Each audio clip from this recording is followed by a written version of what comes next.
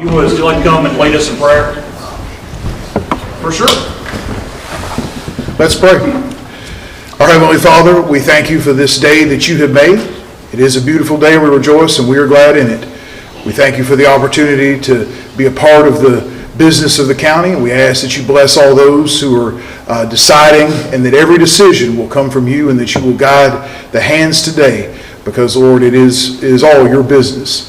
We pray, Father, for all those in our community that are hurting. We ask that you bring comfort and be the Prince of Peace for all who need. Today also, Father, we pray for our great nation. We pray, dear God, that you work the work only you can, and where there is division and hurt, that you will bring the healing around your name. And Lord, we commit this time to you, and we ask all these things in that precious name of the Savior Jesus. Amen. Amen. Call this meeting to order by saying pledge to the greatest flag on earth. I pledge allegiance to the flag of the United States of America and to the republic for which it stands, one nation, under God, indivisible, with liberty and justice for all. We have a room full of people that sound spectacular. Thank everyone for being here today. I think it is. I'm going to start this meeting by approval of minutes. Move to approve the minutes as presented. I have a motion. Do I have a second? Second. Motion and a second. No discussion. Roll call, please. Davenport, Yes. Goodwin, Yes. Wilcutt, Yes. Harper, Yes. Crawford, Yes. Bolden, Yes. Baker. Yes. We had some agenda changes, so I will need approval. Approval to amend the agenda to add the agreement and resolution with the Commonwealth of Kentucky for the replacement of a bridge on Liberty Church Road as item number 19. Add to approve to advertise for bids for the replacement of the bridge on Liberty Church Road as item number 20. Remove item number 8, approve the agreement with the Logan County Board of Education providing 7 resource officers. And remove item number 9, approve the memorandum of understanding with Logan County Schools for the resource officers from the May 13th, 2025 fiscal court agenda. Second. Motion and a second. No discussion. Roll call. Davenport, Yes. Goodwin, Yes. Wilcutt, Yes. Harper, Yes. Crawford, Yes. Bolden, Yes. Baker. Yes. All right, moving on. We have representatives from LEAD to present to the court. Or one representative. Hi, Brooke. Good morning. Good morning. Tammy don't want to give a speech today? She's here for backup. Good morning. I am presenting a resolution this morning. You all should have it in front of you, but it is a request to adopt this resolution designating the Logan Industrial Development Authority as the special purpose government entity to apply for and receive the TVA RDAP funds. So I'm representing LEAD, but on behalf of the IDA requesting this resolution. I think this might be the 6th year in a row that we've done this, Something like that. Longer than I've been here. something like that. Yeah, that's where, in lieu of taxes, From TVA's program. I don't know what that bill was, but I'm not sure the bill number, but yes, the TVA in lieu of taxes money funnels through to an economic development agency to receive the At funds. the last it's a meeting. good deal. At the last meeting, about several of the judges and myself sat down and had a very good discussion about how good this is for our community as far as economic development, and how thankful we are for TVA for putting this money out there. Absolutely. And They're great partners. And you and Tammy do a great job on making sure it's spent correctly, right, and for the benefit of Logan County. Thank you. Make a motion to adopt said resolution. I have a motion, and did I get a second? Chris, I can never hear your second. You're out of Yale. I'm gonna get you a microphone just directly on your. With that being said, no discussion, roll call. Davenport, Goodwin, Yes. Wilcott, Yes. Harper, Yes. Crawford, Yes. Bolden, Yes. Baker. Yes. Thank you. That's it. Thank you, Brooke. Congratulations. By the way, congratulations. Thank you. You're Thank you. Brooke, where are we at on the spec building? I guess the million-dollar question is, are Yes. we on course for that September 25th completion Yes. date? Definitely on course for that, even with the rain that we've had recently. We're still right on track. And if you've driven by there, you've seen there's steel going up, and it looks like it's taking shape. It's becoming a building. It's really attracting a lot of attention to Logan County. I think the last month, we've received 6, I believe, RFIs from the state, which didn't all go to the spec building, but I think that is gaining traction and attention to Logan County. And besides that, we've probably received in the past month 4 or 5 requests just for the spec building. So this month has really been a big month in RFIs, requests for information for projects. And I contribute a lot of it to the spec building and the attention that we're gaining around it. So if somebody wants to see all that information, where do they go? Our website. Exactly. What would that be? LoganLeads.com. What is it again? LoganLeads.com. There we go. Yes, if you go there and click on it, you'll see the spec building in 2025 right there on the top. So Shameless plug. shameless plug, I'll take it. Thank you. Thank you. Thank you. Next up, representatives from Russellville Logan County Airport to present to the court. Didn't see it. Steve Dillahay, how are you, sir? Very good. George Alford, how are you, sir? Fine, thank you. As you said, Judge Baker, we're here. George Offit, myself, and Cassie Sobey are here just to give a brief update on where we are with that great big blue building you see when you drive down Highway 100. We've had a lot of interest in that, I guess because it's so visible, but we're coming along on it. I think Cass is going to go over the numbers with you. We're going to just talk about where we are as far as project cost. And when we were here 2 years ago, maybe, we talked about a loan, and at that time we were talking about a loan for around $1.9 million that we would pay back with federal funding as it came in. But since then, the project's been delayed for reasons regarding fire protection. We've downsized the project to avoid that. And so the federal funds and state funds have caught up, so now we're not going to have to borrow nearly as much. And I'll let Cassie talk about that. That's always good news. Yeah. So what Steve is saying is very good news, and this document that I prepared is just a quick summary. That the total project cost now is going to cost $3,046,900.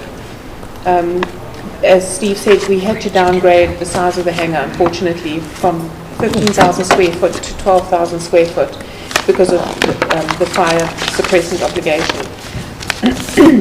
So there was a reduction in that cost.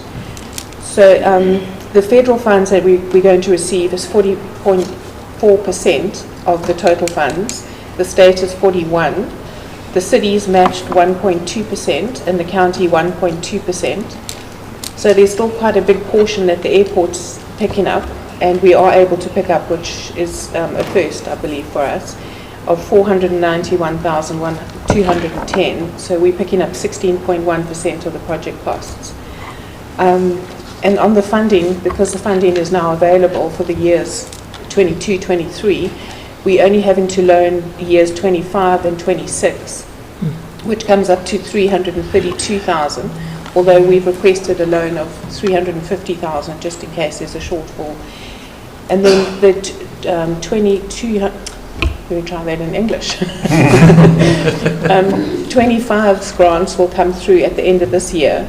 So even though we're loaning it, because we're not sure on the timing, that should be paid off by the end of this year. So it'll only leave us with a loan balance of $45,000, which is brilliant. So we don't have interest that we thought we would have for 4 or 5 years. Nice. Fantastic. And that's due mainly for those 2 reasons, the delay in the project, and also the project bid coming in at $113,000 lower because of the size of the hangar. Nice. If you drove by, I think the pictures were out there of the hangar. I think they were up here. They were Yeah. really, really, the hangar's really coming along. It's coming along. The bank has asked us to obviously update you guys. I'm not sure if we'd need a resolution that you're happy with us taking the 350,000. Which is significantly less than 1.9 that you previously agreed to Yes. support. And it's also, it's a change from a construction loan. I think they said, what, just to a basic loan now instead of a construction loan.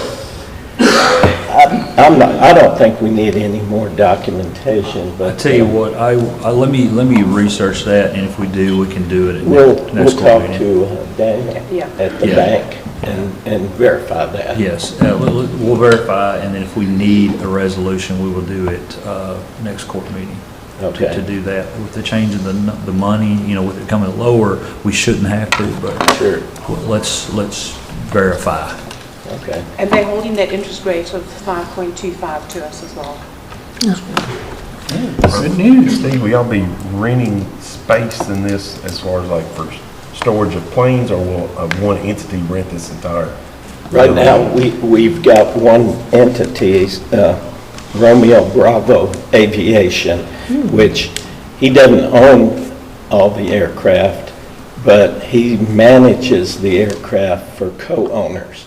So he's got clients right now who are out looking for larger aircraft, whereas people would go together and jointly own the aircraft. And Romeo Bravo Aviation manages the maintenance, the storage, the insurance, the pilots. They manage all the costs, and it's shared that among the owners based on their usage percentages, I understand it. That's a good company. It is. It is. How's your other party that was looking to do, are they actively using the airport and whatnot? Mr. DeLeo came out and staked out an area. He still plans to move forward. We've talked to him twice in recent months. He assures us he plans to move forward with possible construction in the fall. He has 7 hangars, I believe, for sale in Lebanon, Tennessee. And right now that's got his capital tied up. And as soon as he can sell 1 or 2 of those, he's ready to start construction. He still does have a maintenance crew out there. He's got a avionics or electronics technician and a mechanic. And they stay busy in 2 of our T hangars. So all of our T hangars are full. This hangar will be full just as soon as it's completed, and we're looking forward to its completion. And we appreciate you all supporting this project. Well, it sounds like you earned it. Yeah, sounds good. From what I know, they've already got the agreement for 2 additional aircraft that they're looking to purchase right now. And if the purchase goes through, until that hangar gets built, they're going to be in Clarksville, Tennessee. Wow. Also, there was Waiting line. one more quick thing. When this hangar is completed, the airport board hasn't held a public event in some time, and that's just because we've been very busy with this project. When this hangar is completed, we plan to have an open house for the public, and we've talked about maybe bringing a band and maybe having food, but those plans are still kind of being formed. Look forward to it. The When? 7th of June. Oh, 7th of June. I don't know, some of you may recall we had a B-25 bomber come in a couple of years ago and fly veterans of World War II veterans. They're coming back on June 7th. It's kind of a short notice for us. They called, it was between Russellville and Hopkinsville, and they called Cassie back and said they've decided Russellville. They were very pleased with the turnout the last time they were here in their reception. So they're going to be here on June 7th. They'll arrive about 2:30 in the afternoon. They'll fly the veterans at 5 p.m. They'll stay overnight and fly out the next morning. So we'll get word on that out very soon. That's a good way to showcase the airport and all the things you guys are doing. It looks fabulous out there, and Thank its activity is phenomenal. Now, from my understanding, Logan County has one 99-year-old veteran, isn't that correct? Glenn Newt, I believe it is, yes. And Glenn's offline. Glenn's not able to. He can't do it. Participate in Aw, the flight this I time. was so hopeful. He did fly the last time. Yes, We're still Yeah. looking for one more veteran, if anybody knows. it doesn't have to be World War II, it doesn't have to be, because it's a World War II plane. They've requested. But they will fly a veteran from Korea or foreign war. Ah, Korea. How about Vietnam? I don't think. No, not yet? Okay. Not I'm yet. not trying to press the Oh, issue, I just sure, know a yeah. bunch of them. Yeah, they can carry 5, Okay. and we've got 3 now. Jesse Vincent, is he one of them? No. Is he available? I mean, able Do to? you know him from Lewisburg? No, if you can call Cassie at the airport with some information. I just think that's a big draw when people realize these guys that were In the in World War II, war. they're Yeah, still around. it's It's just incredible. incredible. It is, So, it and is. show honor to them. What a nice thing for That's them to. exactly Put what this Denise is on it, for. she'll find him. Yes, she would. I've been on it and I found her a few. See, what I tell you. Thank you. I knew it. She's already got it. Denise can find him, man. Thank y'all so much, we appreciate. Thank you. Thank you. All y'all doing out there, thank you for the good news. All right, next up on the agenda is representative from Logan County Tourism and Convention Commission to present to the court.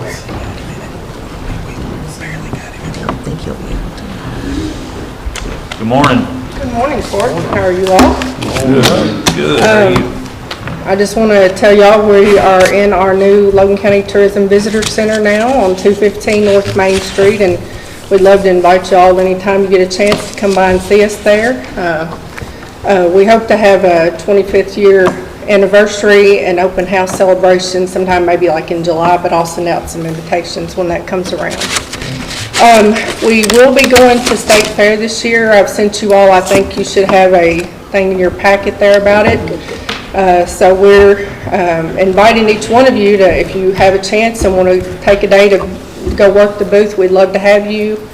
If the court would like to help support financially the booth, we've got 3 options. For $500, you get your name on the Logan County tote bags we'll be taking and giving out at the fair. We have $1,000, you can get your name on the tote bag, but also have the business listed at the booth all 10 days of the fair. And then for $2,500, you get to do that, but also if you wanted to send some item to be displayed at the booth with your, representing your business, or even if you wanted us to hand out something that your business makes, we'd be glad to do that. So the dates are August 14th through the 24th. So we're looking forward to this opportunity. Are you teaming up with Todd County again? I don't think so. I think they may have a booth and it may be beside of us if they decide to go, but I sent out an email last week and I didn't hear back till yesterday, and we've already kind of applied for our booth and started moving forward, so. So I know in the next fiscal year budget, we put $1,000 in to go towards State Fair. Okay. So I guess however, but that's in the next year's budget. We did put that in there. Of course, budget hasn't passed yet, but Okay. it is in there for that. Okay. Well, we appreciate that. Well, I'm I'm glad to hear glad y'all going. I Yes. think that's Yeah. just, Yes. get a lot of feedback from Yeah. people that go by and see the booth, even though they may be local, but at least we, and I know you worked the booth several times for us, and I really appreciate that. I've always enjoyed doing it. You Yeah. get to meet nice new people, you know, and it's interesting to talk about your county. So I always took my family, you know, and Yeah. I worked it a half a day. Yeah. You know, and somebody else worked the other half, and, you know, it was always nice. I'd encourage anybody to do that. It's 14 through 24. And for the most part, everybody that's there is happy to be there because they're just at the fair for the day. So they're just happy to sit and talk and enjoy the day. So. And those from Logan County, they do, when they go to that section, they are looking for their county. Oh, yeah, they are are. looking for it. Yeah, You yeah. know, and then if they don't get it, Yeah. we hear about it, so. Yeah. While I'm up here, I just want to mention 2 more things. The Logan County Garden Club, we're partnering up with them for the 30th anniversary garden and tea tour. They haven't done this in quite a few years, but they're bringing it back, and this is their 30th year anniversary.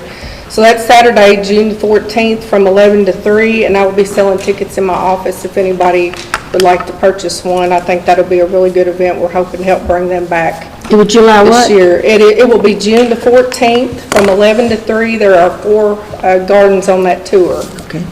And also, I'd just like to mention that we're also trying to get people lined up for the Faith and Family Night at the fair.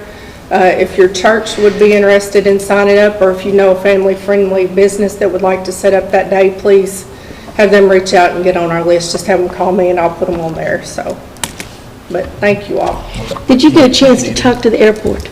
I have not yet, but you're my first one that I'm reaching out to, and as soon as I can get my Wi-Fi signed up today and lined up, I plan to start making copies and reaching out to several different Because they might really like that advertising. Yes, I will definitely be reaching out, for sure. One more thing I just want to add regarding the state fair is that we're going to send out to local businesses as well. So Logan Aluminum or any other industries here, if they want to join to state fair, bring in their product, what they do in the Logan County, I think this would create a win-win situation for all of us at Logan County. Absolutely. Last year when I worked, was able to actually showcase Logan County to people that didn't even know where Logan County was. Yeah. And you would show them on the map where it was, and they enjoyed it. And the giveaways, they were absolutely ecstatic about that. And several people committed to coming and visiting, and and seeing what Logan County has to offer. So I think that's good. That's good for everybody in Logan County, so. Thank you all. Thank you. Thank you. Next up on the agenda is approval of bills. I make a motion to approve the bills and the supplemental bill list. Second. I have a motion and a second. Is there any discussion? I got one question. Did I see, just out of curiosity, on the jail, Josh, did I see bullets on your bill list? Yes, sir. And what are, just out of curiosity, what are the bullets, Ammunition for Yeah. qualification. All of our outside details, whether it be hospital visits, doctor's visits, transports, they're always on. So who is on, The deputies outside the facility, anytime they escort an inmate, and we do at least yearly, if not sure, yeah. qualifications. And so, does everybody at the jail get certified Yes, sir. in firearm training? Yes, sir. And do you do that through the sheriff, like where they do it? No, we've got our own instructors, which I'm an instructor. Same locations, just different instructors. Yes. Oh, okay, that's what I was getting at. Yes, sir. Yeah. And how many firearms do we have at the jail? We have 10 new handguns and two long guns that we utilize, long guns during transports. But anytime a deputy's outside the facility escorting an inmate, they are on. So we have 12 Yes. firearms? Yes, plus what was there before was a couple of I was gonna Smith say, I and don't Wesson remember, but pistols two. and a couple shotguns that were stuff at random that they had previous. And are they inventoried? Yes, sir. We got into that recently with your Yes, sir. department, that Those were purchased they're not during turned the in and inventoried. Yes, sir. They were purchased during the first year because there was no, uniform weapons, ammunition, where everybody had the same equipment. So, Okay, all right, between the last court meeting or 2 court meetings ago, when we had to straighten out the inventory on yours. Yes, sir. And then I saw the bullets, and I was like, well, I didn't know how many firearms we had, what the procedure was, what the training is, are we inventorying the firearms and all that good stuff. Do we have more firearms now than what we did a few years ago, probably? Yes. We only had 4 We only had 4 before. before. One in the center thing, control room. There was one in there, and the previous jailer carried one. That's all I remember, carrying a firearm. I didn't even know about the 2 shotguns. Yes, sir. And that was purchased well before my time. Okay, thank you. Appreciate that. Any more questions? Roll call. Davenport, Yes. Goodwin, Yes. Wilka, Yes. Harper, Yes. Crawford, Yes. Bolden, Yes. Baker. Yes. Next up is treasurer's report.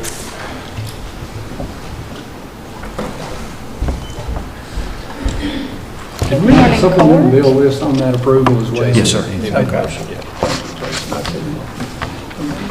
Okay, this morning I do have the financial statement ending April the 30th, 2025. The balance in the general fund was $1,464,055.83. Road fund, $1,173,287.63. Jail fund, $145,232.23. LGEA fund, $35,514.57. Federal grants fund, $54.68. Solid waste recycling, $397,519.66. Parks and Rec fund, $4,710,735.02. Occupational tax fund, $4,658,695.82. Life skills, $166,021.92. 911 fund, $83,408.64. Health insurance fund, $1,957,748.56. County clerk storage fees, $122,811.94. ARPA funds, $856,354.16. National opioid settlement funds, $395,117.32. Special reserve, $6,199,777.49. For a total of all funds, $22,366,335.47. Motion to acknowledge. Second. Motion and a second. Amanda, on solid waste, it's 278,000 in claims. This, I don't remember, is that a little high? Or it's not normal, is it? For the fiscal year? Oh, is that fiscal year? Yes, that's total claims for the entire okay, fiscal year. I thought it was Yes, sir. since last report. No. And I was like, man, that is No, sir. crazy. We bought a garbage truck. That'd be about right. And the fiscal year's getting ready to end, so that's why it's, In June 30, so that's payroll and everything for the entire fiscal year. Stuck on stupid, sorry about that. no, always good to ask. It's like, that's a lot of money. Do we have another, have we added accounts since last So, month? in your Parks and Rec fund, you'll see, it doesn't show up separately on here that there's two accounts, because there's actually two accounts in Parks and Rec, and there's, currently gonna be, 4 accounts in your special reserve, but it doesn't break them out per account on the financial statement. I knew we'd added accounts, but I knew this list looked the same, so. Yes. Chris caught that difference. That's a compliment. All right, I have a motion and a second. Any further discussion? Roll call. Davenport, Yes. Goodwin, Yes. Wilcutt, Yes. Harper, Yes. Crawford, Yes. Bolden, Yes. Baker. Yes. The next thing that I have for you is a list of budget transfers that we need to get approved. Make a motion to approve the budget transfers as presented. Second. All right, I have a motion and a second. Any other discussion? Roll call. Davenport, Yes. Goodwin, Yes. Wilcutt, Yes. Harper, Yes. Crawford, Yes. Bolden, Yes. Baker. Yes. And I do have 3 cash transfers today.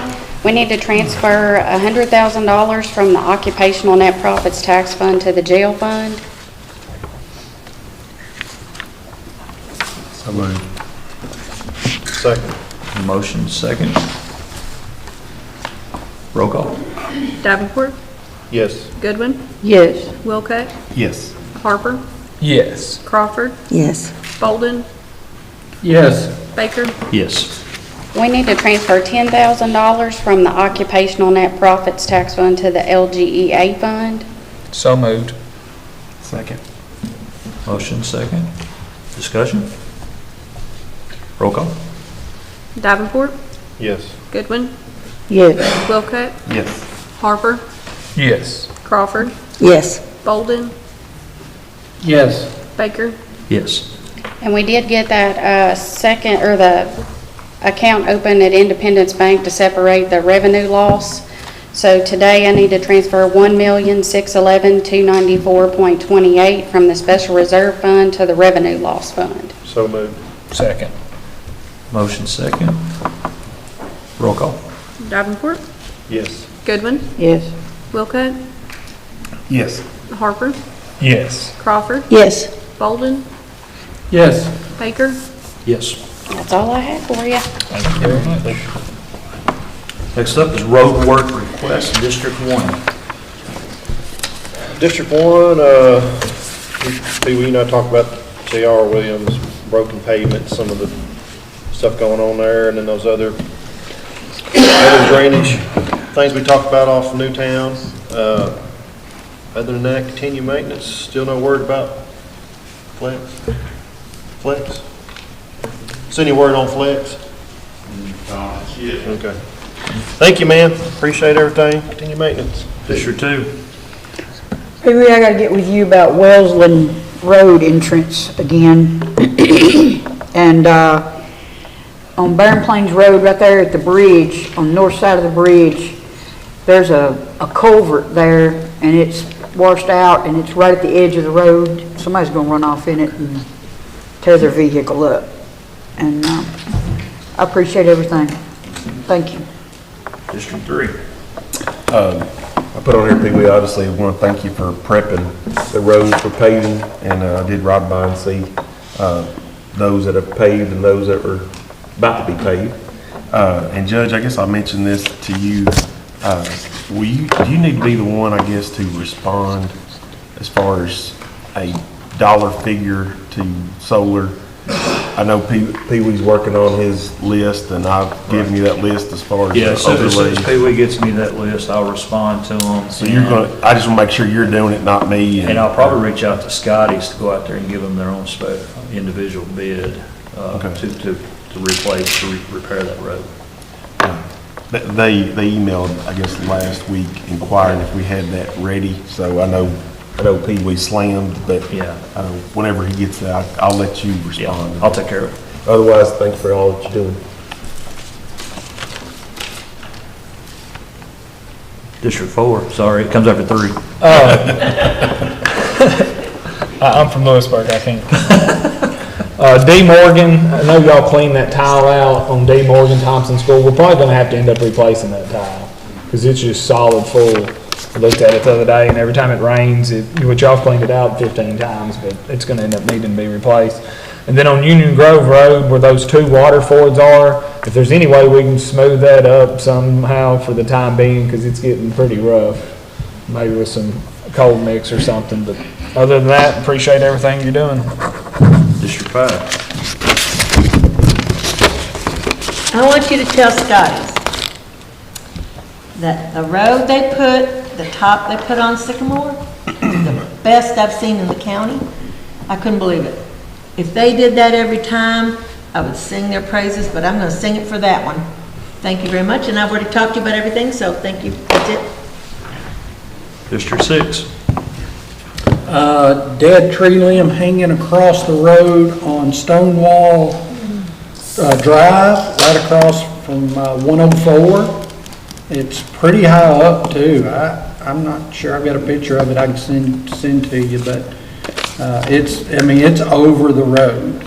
And I don't know if there's any way we can get that jerked down, but. We'll figure out something. Okay.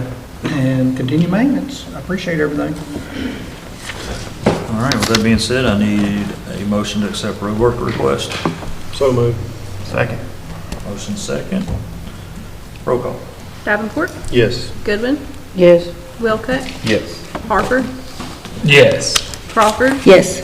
Bolden, Yes. Baker. Yes. Next up is our elected officials. Sheriff Stratton, you have anything for us? Just need to get the fee report acknowledged. Make a motion to acknowledge the sheriff's fee report. Have a motion, do I have a second? Second. Second on the fee report. No discussion, roll call. Davenport, Yes. Goodwin, Yes. Wilcutt, Yes. Harper, Yes. Crawford, Yes. Bolden? Yes. Baker? Yes. All I have for now. Sheriff, are all fee reports $15 now, all of them? Inspections. Well, this is- Not fee, all So you're inspections? supposed to charge him $15? Yes, yeah, they changed that law, I think July-ish or so, or this year now, they changed it, the state raised it from 5 to 15. And then from 10 to 25 on if you go out and inspect? It's 35 if you go out and inspect. So in April, y'all did 10 a day? Pretty much, yes, we That is do crazy. a I've ton of never- vehicle inspections. Some days we do nearly 20 a day, there's some days we do almost 20. Is that just me? I never noticed that line item being that high. Well, you hadn't because it was No, always that's- $5. So Yeah, it it was was- always a grand. Yeah, that's true. Yeah, So I didn't it think about does, that. yeah, it does look that, but now we probably do average Yeah, I mean, it's that 10 a much a day. day. It's 10 a day, 5 days a week. That's You know, 10 some a day. days may be less and then we make up for it the next day, so, 233 vehicles were inspected. yeah. Yeah, we do a lot of that. Man, And we Car got like business is good. 7 inspectors. Well, And we do a lot at the car lots too. if you see the parking lot down at the clerk's office, you probably would understand that. Yeah, that's a lot, well, that's a pretty good amount of money since they raised that. Speaking oh, I of, had one phone call on it. speaking Somebody of, called complaining. Ain't nothing I can do about that. No, Sorry. that's the state thing, we didn't either. Yeah. They're actually changing, how we do the inspections. It's in an electronic form now. We hadn't got it yet, but it's going to an electronic form. They just put it on the car and tell you what. Well, we have to have an iPad, and then we go online and fill it out, so there's no, like, if I inspect it paper copy, then there's a gap between my office and her office, that document can be forged or changed. So state has recognized that, so they're changing it, so it's digital. So once we get it, it's gone, and they get it digitally, so there's no paper copy for it. Because our inspection numbers are a highly sought number for people that can forge a VIN number. Oh, yeah. So now they don't have access to that number. There's There's always a a good, change. there's a bad. Always a change. Sharpest mind. Somebody will right figure there. out that, and then we'll have to change it again, so.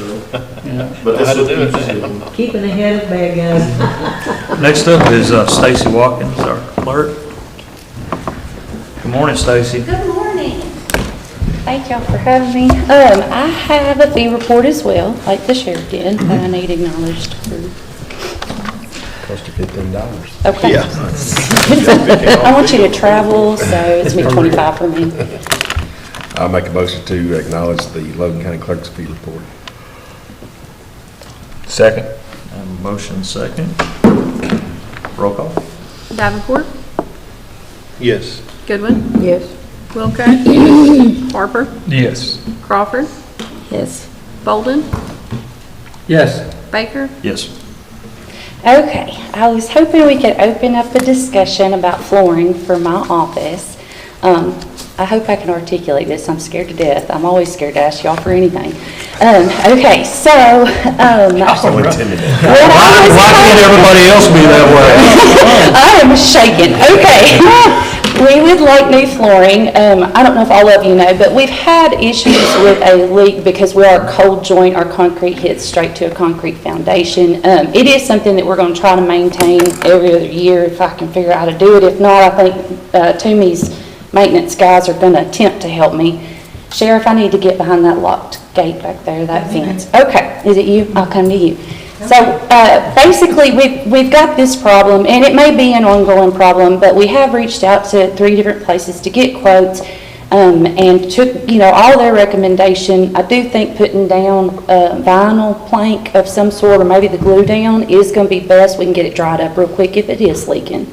And also, just the carpet itself that's in there, I mean, it's been wet so many times. It needs to come out of my deed room. I'm scared for my records. It needs to come out of there. Might as well do the whole office if we're going to do it. I don't think carpet's a good idea anywhere it leaks. Well, and it's been in there 80s, 90s, I believe, is what I was told.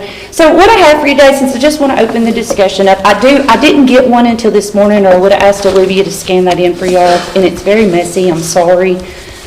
Okay, so pass those around.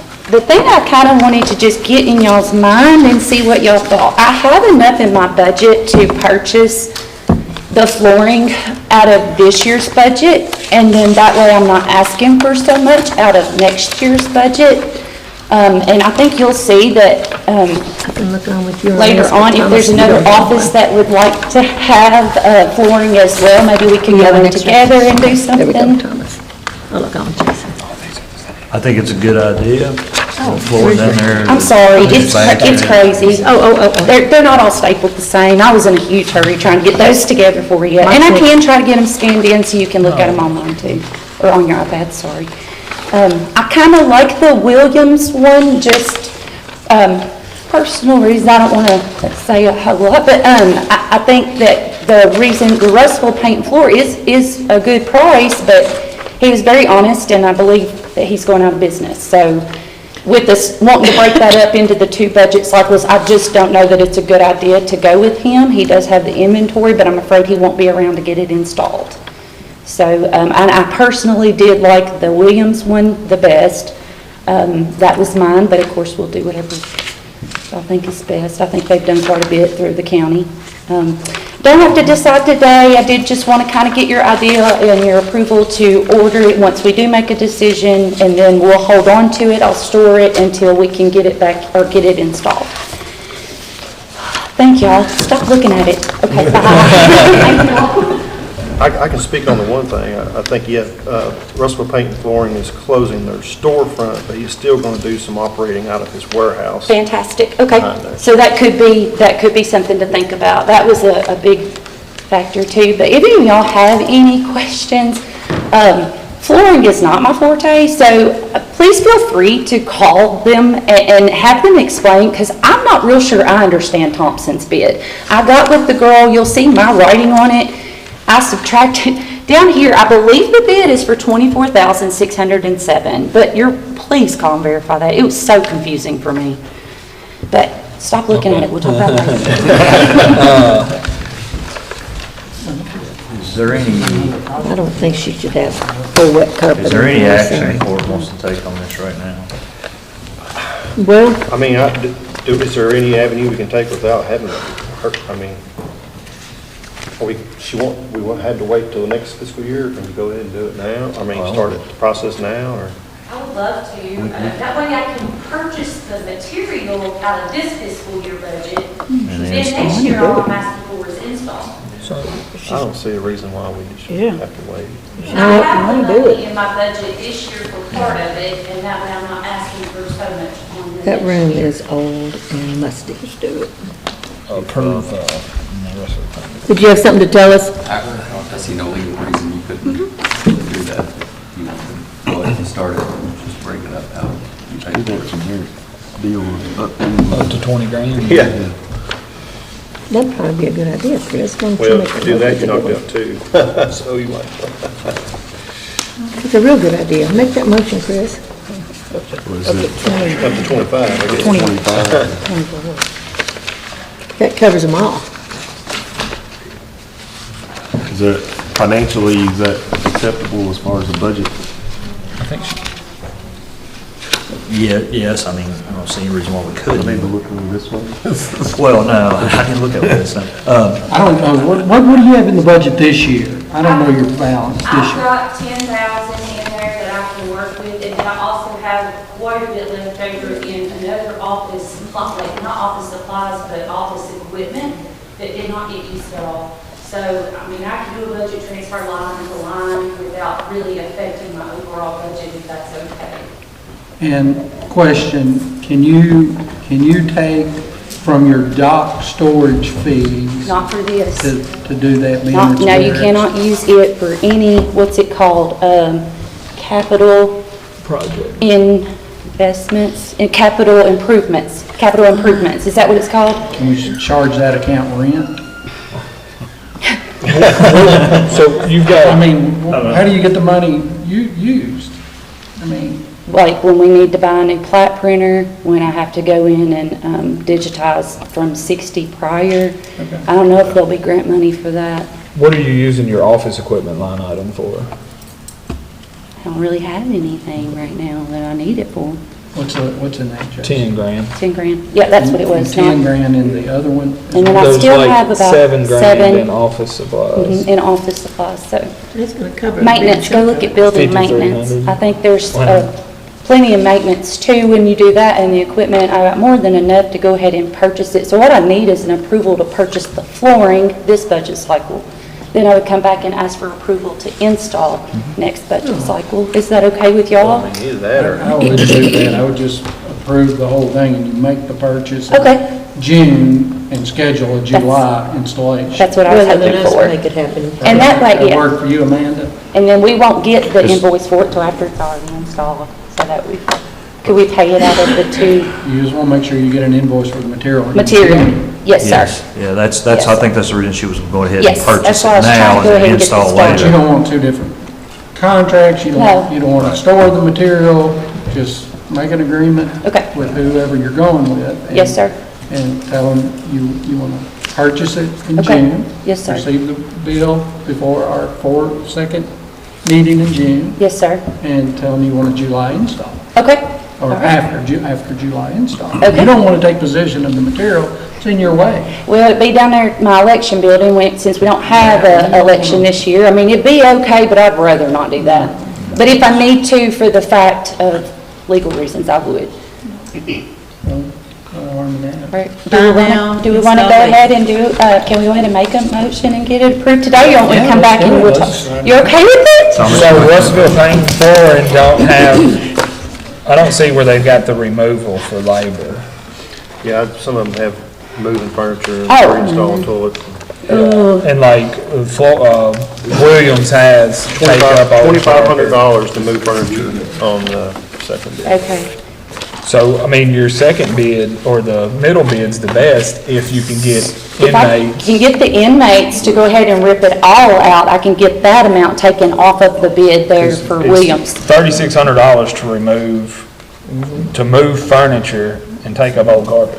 Okay, so y'all could help with, yes, and the That's all. furniture moving, I'm not yeah, gonna let them we- do that. I am gonna have inmates help me with that. And remove and install toilets is $160. I don't know if. We can do that. We can do that.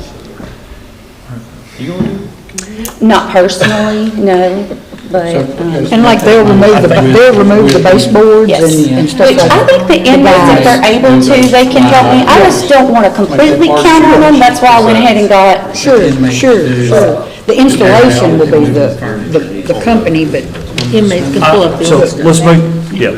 I make a motion to approve the Williams flooring bid of $20,688.40 with the intention of the inmates moving the furniture, taking up the old carpet and plank, and removing and reinstalling the toilets, which will make that bid $3,760 less.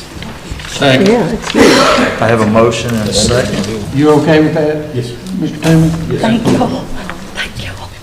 With no discussion, roll call. That's a lot of money, that'd save us a lot of money. It would. Thank you so much. Thank y'all. Davenport? Everybody here, That being thank you. said, she got enough money to pay for it this year. Yeah. Goodwin? yes. Really do. Wilcott? Yes. Harper? Yes. Crawford? Yes. Bolden? Bolden? Yes. Baker? Yes. William. Stacy, you have anything else for us? Oh, I'm so excited. Thank you all. Thank you, Stacy. Always entertaining. Next up is our jailer, Joshua.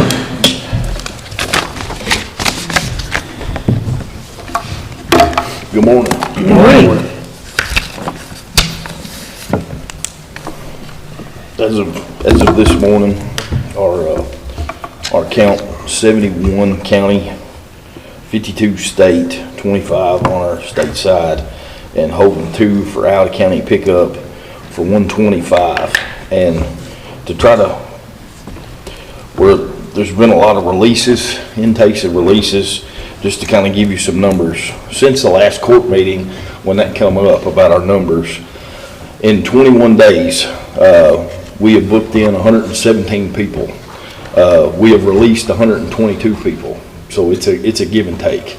So they may not stay long term, But in that time, that's still a lot of people that we've got to provide medical for, we've got to provide clothing for, we've got to feed, of course,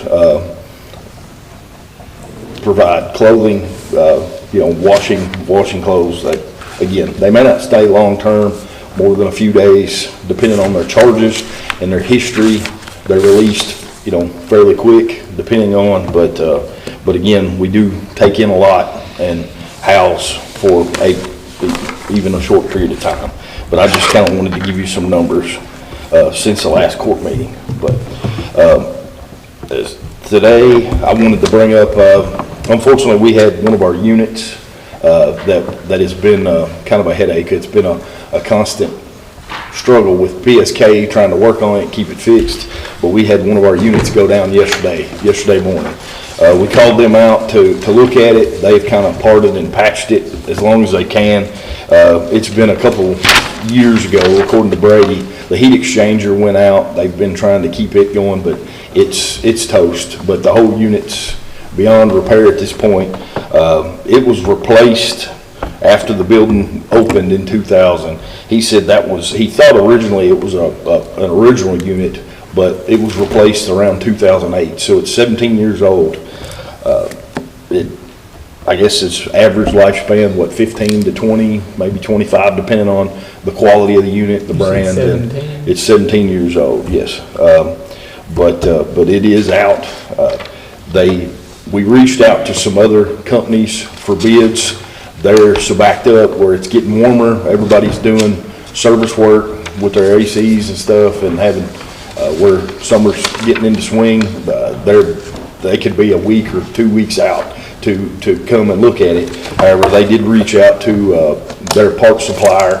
They've got a 410A model unit to where they're going to a new refrigerant, R32 and R454B, but they do have that unit that's 11.5. They said that once they sell out of what they've got left of that refrigerant model, the new ones are going to be 15 plus.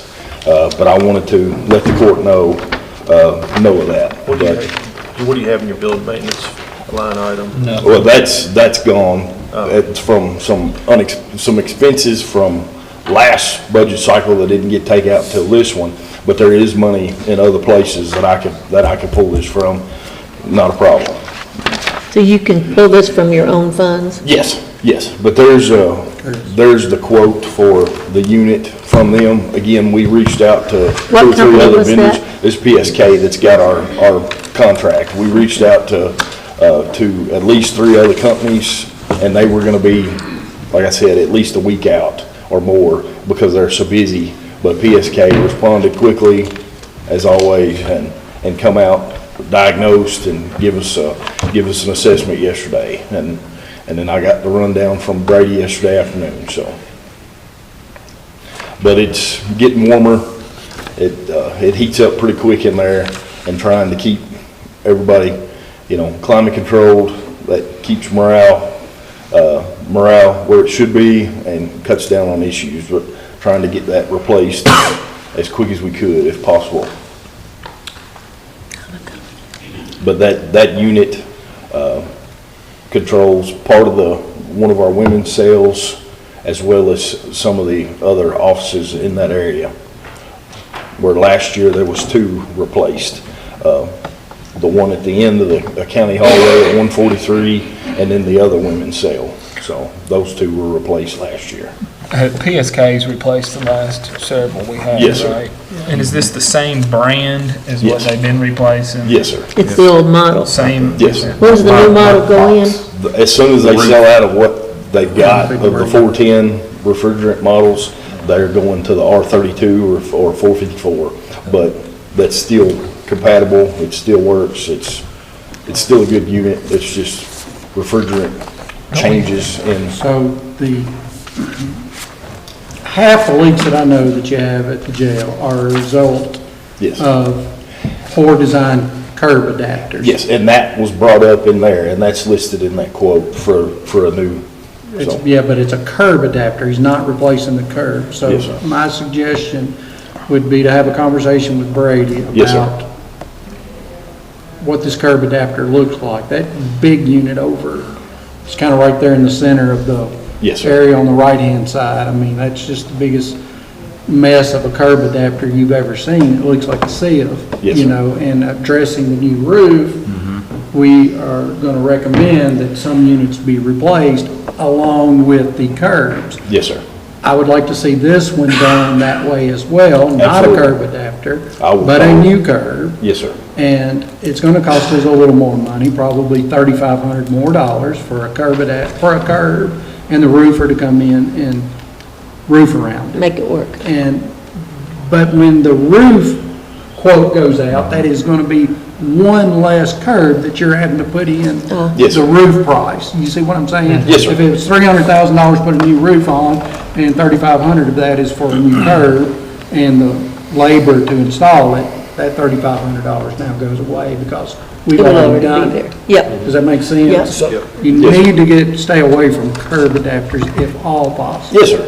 So we can approve this, and then he just needs to get the roofing company to put a curb on it, Well, I'd add $3,500 to that. up to Will do. $15,000. I'll touch base with To Brady. put as a soon new as- curb, Yes, sir. and then we've already got a contract with the roofer for per hour, per unit base, and new just curb. coordinate that, and they'll send a guy down there, cut it out, and set the new one, and Will do. And- Yes, sir.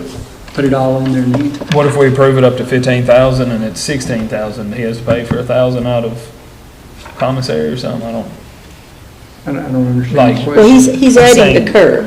You say the curb would be It's already 3,500, so we could That's make a them. guesstimate, it may be a little more, maybe a little less, but I wouldn't think it would be any more. That's not it's a 6-ton unit, so it's probably 4 by 6. If I had to guess, 6 tons would probably be about a footprint of 4 foot by 6 foot curb. So I don't think that would be too crazy. Yes, sir. And he may tell you that, no, this curb adapter is all up underneath the unit. Yes. It's So we when you won't have take to a worry about curb leakage. that's Yes. 10 foot by 10 foot, and, you know, they make everything smaller and cheaper, and so everything shrinks, and you have all this sheet metal on the outside that it's not designed to be waterproofed, and that's where your leaks are. Yes, Some sir. of them, Yes, a sir. good majority of your leaks are coming from. Yes, sir. So if I will touch you base. may with not you have to on do that. anything. Brady may say, no, this curb adapter is all up underneath the unit. You know, you won't see anything. And if that's the case, I'm okay with it, but I'll bring that up and we'll talk about I that. would, So Jason wants to know how to. I got it. What line items do we know we're taking from to pay for? Yeah, what did you have in mind that we was pulling? I've got this some from? and other repairs, whether it be kitchen, office equipment, and several of those to find those funds. And we feel like that this is definitely being paid for out of current year budget. It's nothing that's gonna be carried forward, correct? Yes, ma'am. I Definitely. just know that we'll need that in case, if we were anticipating it next year, it would have to be a budget change or something, so I just wanted to Yes, ma'am. clarification. All right, well, I'll make a motion to accept PSK's bid of $11,500 to replace the unit, and if needed, spend up to $3,500 replacing the curb to That's proper right. specs. correct. If That's we- for the curb, and the roofing part will be paid out Thank of the you. roofing contract that we already Can't have have with hot people at the the roofer. So you can find Right. $15,000. Yes. We have a Yes. per hour rate that they have a contract on. And we'll be good next year. There was 45,000 that come out of this Yeah, year's you'll be budget ahead. from last year, from repairs to Yeah, I noticed that. the kitchen, to that was the walk-in freezer, the fridge and all that, and some others with the boiler that was unexpected, so, All right, I have a motion, do I have a second? Do I get a second? on that? yes, that's why. Oh, we did. Do we have a second? No, second? But next year I thought we'll it be had good. been second. Is there any other discussion? No. Not roll call? Davenport, Yes. Goodwin, Yes. Wilcutt, Yes. Harper, Yes. Crawford, Yes. Bolden, Yes. Baker. Yes. Thank you. And our next work-ready boot camp will be the end of June, and I'll bring everyone a flyer for the next job fair event. But I appreciate you. Thank you. Thank you. Thank you, Josh. All right, moving ahead, department heads. Ginger, you have anything to present to the court?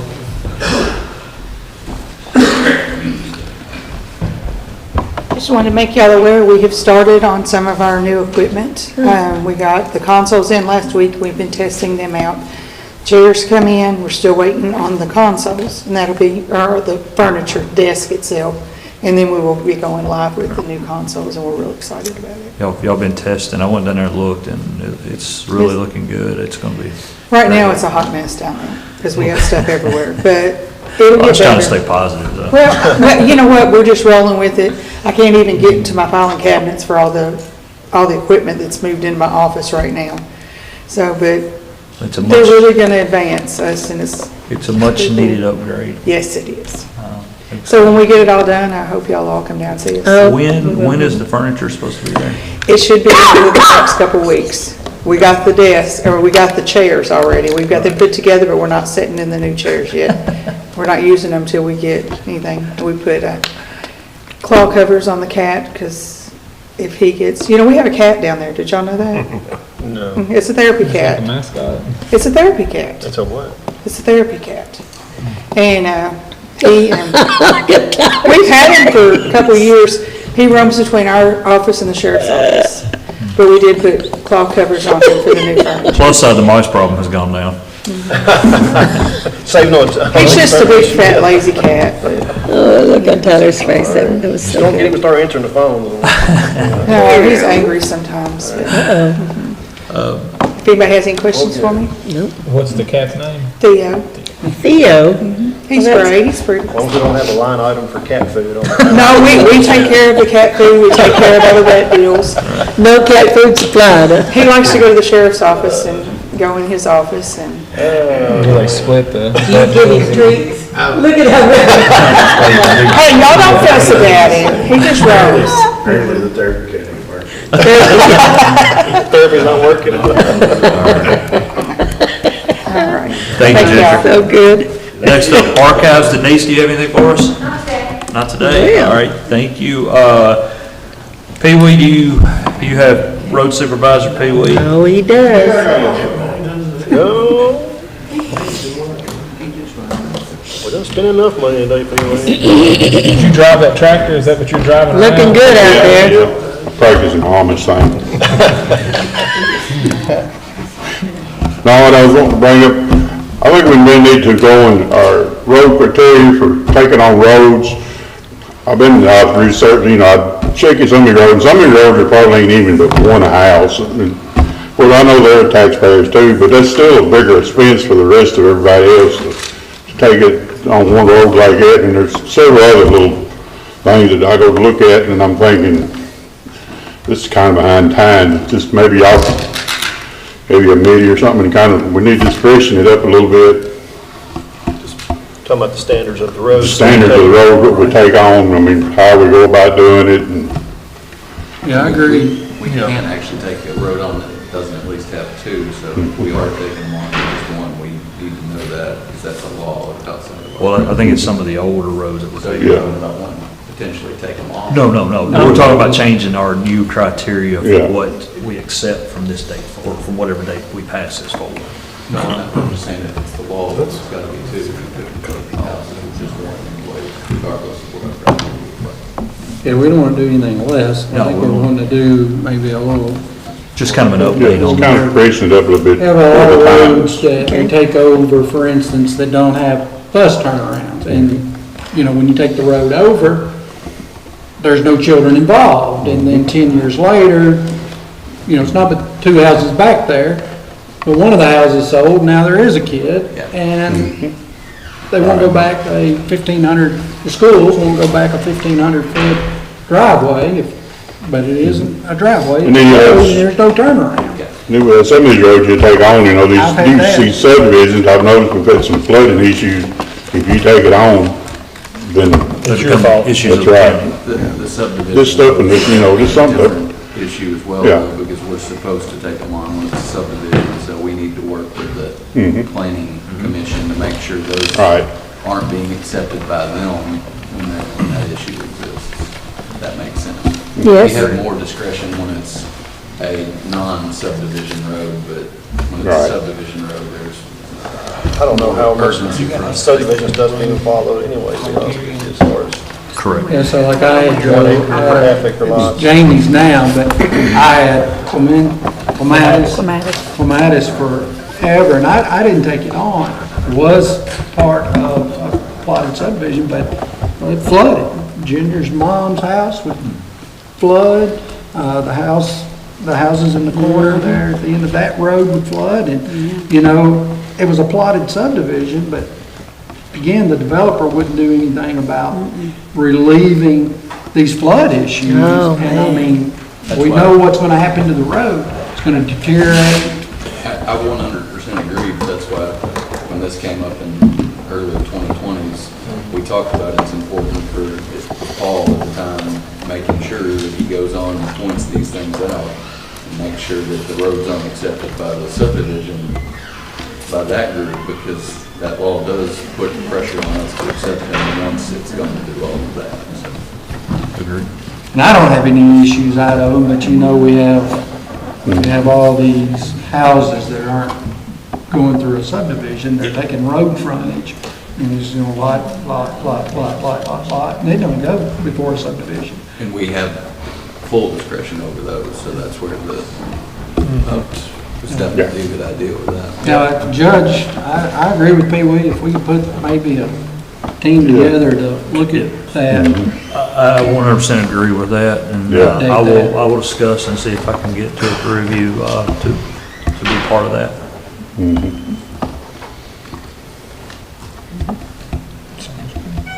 So if that's, That'd be great one for Chris. He got that engineering degree there. Chris is on it. He's the chair. I'll tell you what I'll do, I'll talk to two or three of you, and we'll get with Pee Wee, we'll have a sit down and look at the old, and if you have any recommendations, we'll go from there, and then we'll bring to court possibly next meeting. All right. All right, thank you for your time. I just thought there's something we need to update. Is the tractor on the whole business? It's on new I'm sorry, business what? 'cause we Yeah, have tractor's on surplus new here. business. We have surplus. Fine looking machine there. Yeah, I looked at it, I started it up, I tell you, went but through the gears, I'm telling you, looked pretty good. I don't see anything look wrong. pretty sharp now. I'll be wanting a truck after this. One thing at a time. Okay. Thank you. Thank you, Pee Wee.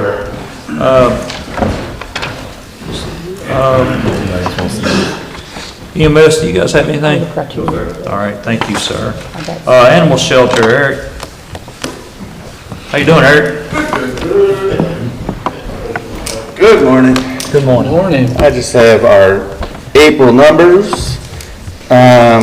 April, we ended with 51 dogs. We had a net gain of 6 dogs for the month. We had 18 ACO pickups, 6 owner surrenders, and 10 stray drop-offs.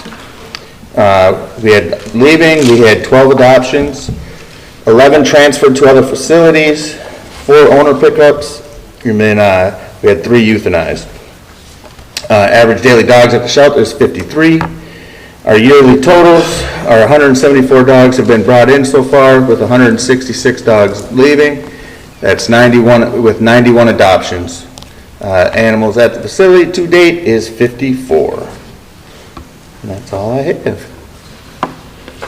Any questions? Does the owner surrenders happen at the shelter? Yes. Yeah. I say yes, about 99.9% of the time. Once in a very blue moon, we'll go out, do an owner surrender, then they call and have to pay the surrender Doesn't fees. require the The ACO officer to go out there? No, we ask them to come in and they'll surrender their dogs. I mean, we're not a pickup service, so. On the transfers to other facilities, how does that work? Is that like specific facilities, or do you like have a list of facilities, or? We're trying to build a bigger list of partners that we work with. We just transferred some to Louisville, not too long ago. We had three dogs we transferred to Louisville. We just, actually, it'll be in Mays, but we had 11 or 15, 14 dogs we picked up that were from a breeder, such hoarding case that we picked up, we took out, but we transferred 8 to Kentucky Hopeful Paws. So we're starting to actually get more partners and people starting to see that, you know, in working with us, and we're getting more and more interest in people offering to help us transfer dogs out, so. It's huge. Thank you. Yeah, good. All right. Eric, thank you for all your work. Thank you, Eric. All right, last but not least, Brother Nathan, would you like to come up and give your sermon? Save me for last, huh? Every time. Good morning, good morning. On your tablets, did have a report for the litter pickups in April. We had 42-ish miles, 366 bags, and 26 tires. Continue to appreciate the help of the crew out there and Deputy Faenza. They helped me significantly with the dump last month, and it was big help out there on the T-Gram. We talked about that. And some nonprofits too. I did also have a recycling report. We did have 32 cardboard bales, some plastic paper, and the school can metal, and that program has continued to do well. We've had quite a few schools participate. Most of the schools in the county have, and I'm going to try to get some final numbers once the school year is done to let you all know how that went, and we're glad for that. If nothing else, I'll dig into another project I had for us. How did you tire event go? Yes, I do need to tell you all about that. So we had a very large turnout at the tire event. We had about 1,500 tires that we took in, and so I do appreciate the help that we got. We had the help from the road department. They helped out a lot, and then the inmates that were there helped out quite a bit too, getting those tires taken care of. So, but we took in 1,500 tires. It was busy almost the whole time, even with rainy weather. So we're glad to get those tires out of there. Okay. I have a question. Uh-huh. Have you upgraded the site for Scott Waste that shows the exact dates for people's recycling? Because I've had calls, Yeah. the recycling hasn't been picked up for 2 months. The website has been and the app have been incorrect, unfortunately. Sam has told me there was a problem, as I understand it, at their corporate level, that when they fixed it in April, but when it switched over to May, it went back to the old way, and it was telling people, in some cases, incorrect information, and so they are supposed to have fixed that. I'll have to double check and make sure everything is where it needs to be on that, but that has been, yes, a problem. Yeah, because this woman said, I looked at their site, we had it out there, nothing. Yeah, because they base it off, and it's a little hard to explain, but they base it off full weeks, and so the ones that are Thursday and Friday, for example, in May, it's going to be delayed a week from when you would think it would be. So it'd be 1 week later. Okay, I got to call her back. Yeah, because Okay. they're basing off full Some weeks. rumble maybe in the city, maybe of some, the recycling not being picked up or something, or some issue, so I guess they're working through that. They ran behind. I think they were training a new driver on the recycling route last week, and so that was what the problem was. There was a particular address that needed help, just let me know. We'll get it worked on. It's been some growing pains with this. Yeah, but it's whole been deal, nice so. to have trash pickup every week. Yes, sir. Let's We're see thankful that. for that part. Agree with that. Well, I told them it was new to have that separate day, so she says, well, I just need to know what we can have done. I We said, understand. okay. And if they call or me or Waste Connections, we'll get them an answer. We'll get them an answer. Okay. So, I have one last question if you're not done. If you're not done, I'll wait. okay, I got roll a little more here, got a little more preaching to do here. Okay, we have something I believe that was sent out to you, Olivia. Double check me, was it on the bid specs? Did they go to them? They're on the Okay, the junk removal. So we wanted permission from you all to put out for contractors. With the codes ordinance that was approved last meeting, where there is a need for contractors for mowing, and also in addition to that for junk removal and property remediation, based on what the ordinance had. And they would be, if you're okay, I talked with Olivia, we could do June 10th would be to open those bids for that, if I'm working right. And just to sum up what's in these documents real quick, they do provide, the contractor would provide the personnel and equipment, and we would provide disposal for the junk removal as needed.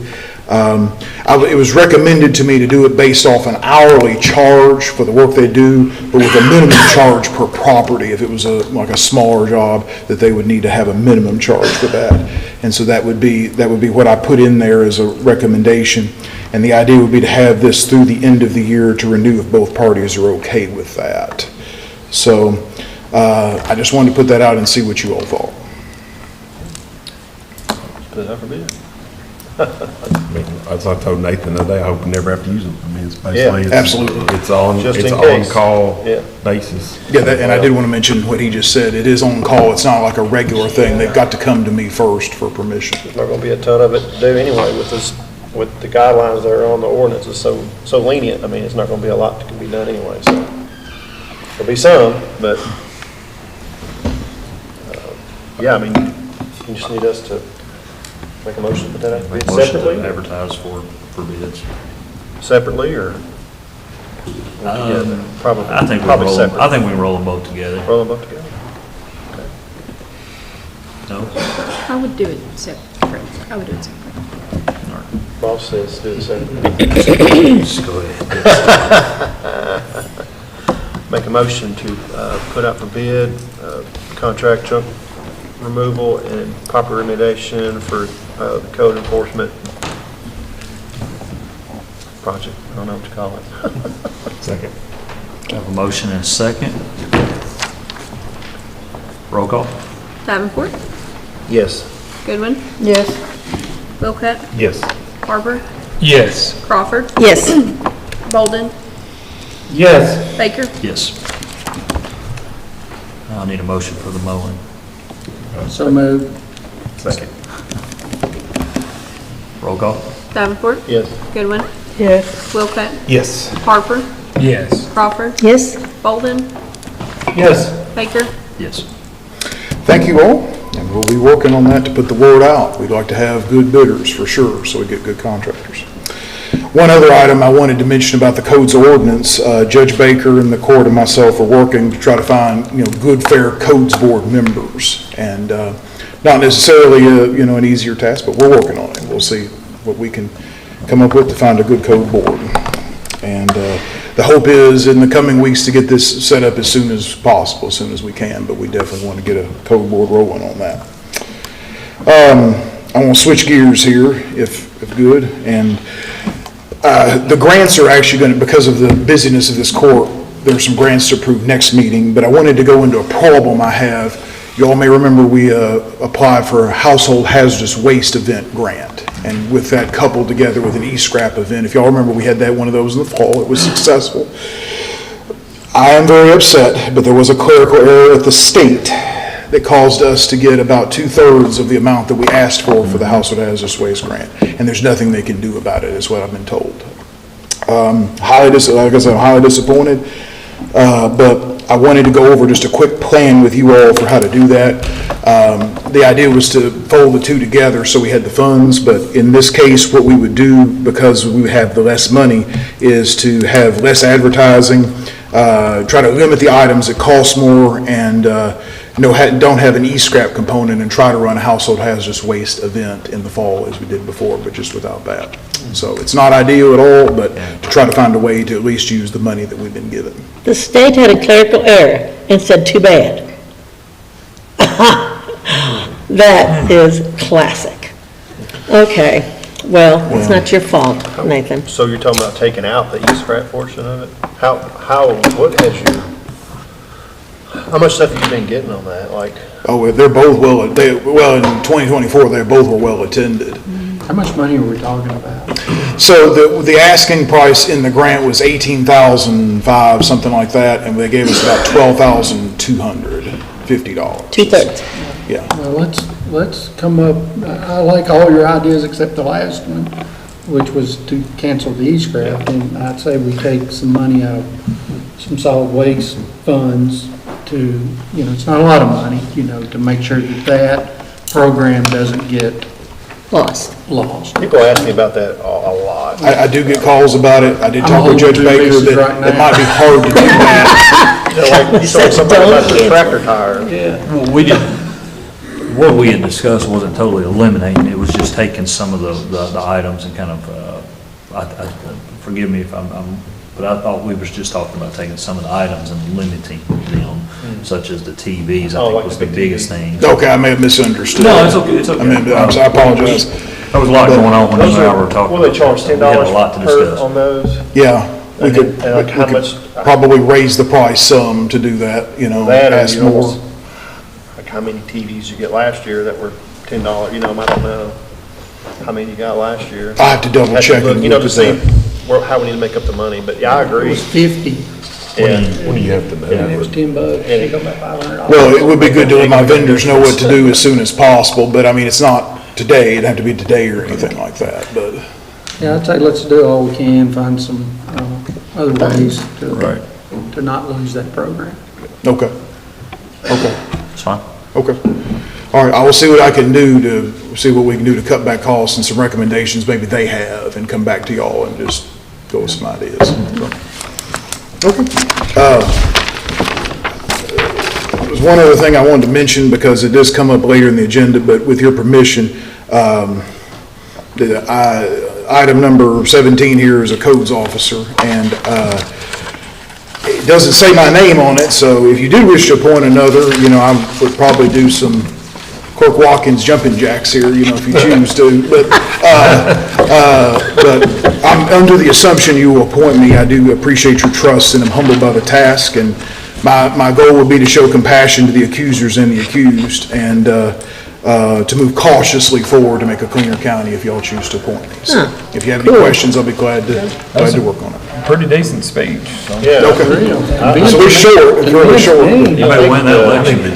I was on the fence, but. I think with your candidacy pool on that, I think you're on. I got my Officer Green on today, so. It's, I started to call you Sister Ann. Sister Ann suits me fine, I have no problem. Did you have a Yes, question? 2 things, and unfortunately, they're gonna be yucky. Okay. The free dump days. Okay. I've had several people say, weren't you looking at the 1st and 3rd instead of the 2nd and 4th? And I said, let me ask so that is clarified. So that did come up last time, or a year or 2 ago, we talked about that. It just seemed like that the pleasure of the court at that time was the confusion it would cause might be just a little bit much to go back to. Years ago, it was the 1st and the 3rd Saturdays of the month, and a lot of people still think it is. That was back when it was at Coopertown Road Dump, back when my dad was doing this. Okay. And it was switched to the 2nd and the 4th because that better helped Scott Waste. Scott Waste at this point could probably do it either way, but I know we talked with the court, it was just going to be a lot of confusion to go back to the 1st and the 3rd. Yeah, we're still trying to battle the change we made Then. 15 years ago. Okay. So Well, I just let's not needed do that something again. from you to explain why it stayed 2 and 4. It was, well, the suggestion that Sam had at the time was because of the recycling being the 3rd week, it might be good to have it the 1st and 3rd, so that, but now that's not a factor anymore, that's not even a reason, because now garbage service is every week, But so. now everybody else is used to the other. That's the idea, yeah. Okay. It would be That's really what I hard, tell them. it'd be really hard to change it Okay. back, I think. I'll be probably taking calls for 10 years. Yes, you probably will. trying to get And that I just fixed. needed to have a concise answer for him. And the last one is the worst. Okay. The free dump days. Okay. I mean, the lines are out 6880 all the way down the road on the curb. And I've had a lot of people call and say, we've got out-of-state vehicles coming in, we've got out-of-county vehicles coming in. They used to require an ID. And I think probably paid employees and the busyness of it, I don't know why they don't do that anymore. The idea is they're supposed, I have to do a little looking into, a little digging around to see. Because we need to turn people around that are coming. It only hurts them.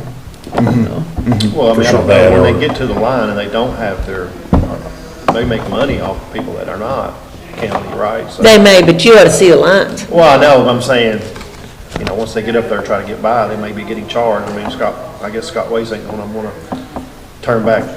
Well, yeah, I understand what you're saying, the But no, I agree. incentive If they're for Scott letting Waste. but- people outside of Logan County, that's not what the contracts. No, and it needs to be adhered to. The bottom line is, this one man went at 7:30 for an 8 o'clock opening, and he said, I was still there at 11. The spring is a really bad time. It's a really, really bad time. Let me No, do a you're little. down the road. Let me do a little research to get you an answer on that, if they have some thoughts on that. and Yeah, what's I going think we're on, just and try gonna have work to on have an ID check, and I'm sorry if they lose a little income from that, but it needs to be Logan County only. They won't lose income, they'll gain But income. I don't think we can, No, I said if they turn them away, they will. well, I don't know that we should or do have the ability to tell Scott that on this Saturday that they're open, that they have to turn somebody from Todd County away. It's a public place of business. And so if somebody from Todd County is coming to dump and charging, getting charged, I don't think this court has the ability to tell a public business that you can't do that.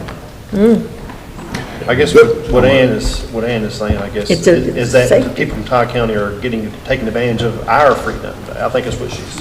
Correct, I agree with that. They absolutely, that is for Logan Countyans only, free dump. It should be verified that you are a individual, it's not for businesses, and you have verified that you are a Logan County citizen. It used to be a water bill or electric bill, used to have to present, but I'm not gonna vote to sit here and tell Scott Weiss you cannot accept public business. It would be a It's a thing for the disadvantage. contract next time, right, to add exclusivity to those. Well, days, the but problem don't add is, we are exclusiveness. trying to encourage our county residents not to use illegal dumps, not to go into some back area and dump things, and they're sitting on the road for 3 hours.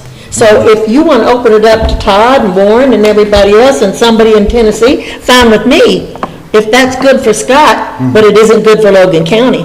So it's fine. I just needed to say it. I will work on it. Thank you. Ms. Al, I'll get you an answer for sure. Thank you. To work on that, to try to get the traffic down. So, Thank you. y'all may need to add a little bit in my budget. Theo likes my office, the office, so add just a little bit to it. He does. He's cute. He's a cute kitty cat. Anything else? No, I think we're good. Thank y'all. Thank you. Sorry. Well, I don't think do we have any reports to discuss? I think everything, But yeah. that'll be further down the line, so. presented here in a little bit. I skipped over one thing. Judges' announcements, I'm gonna run through these pretty quick. We've got a busy schedule. May the 15th to the 17th is Strawberry Festival. They have a bunch of different things going on, starting 15th with karaoke, quilt show, kiddie parade on the 16th, and then 17th will be the parade and a pancake breakfast at 6 a.m. At the fire department. May the 17th is also the Purple Martin Festival begins. May the 17th is very busy. If you can't find anything to do on this Saturday, then you've got a lot going. Yeah.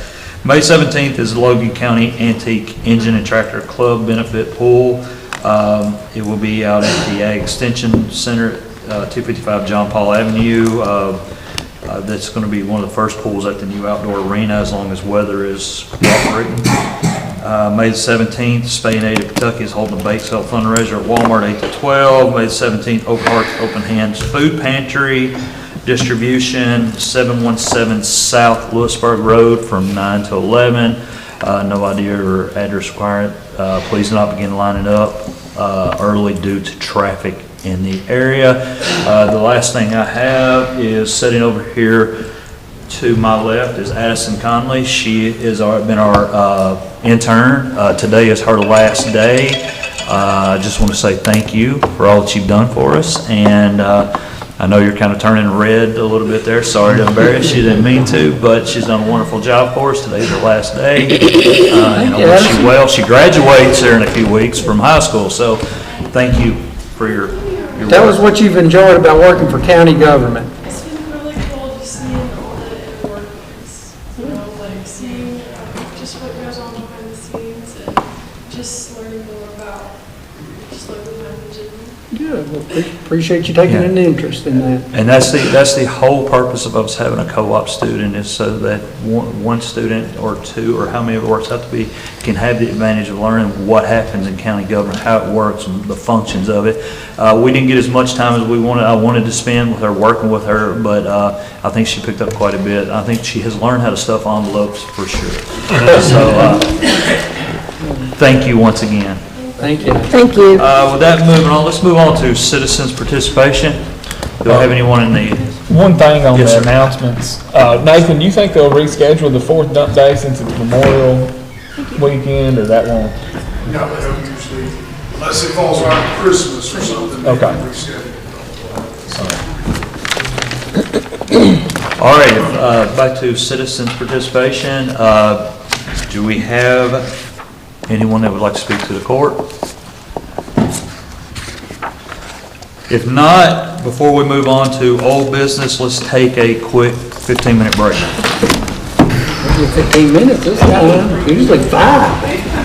It doesn't matter what I say.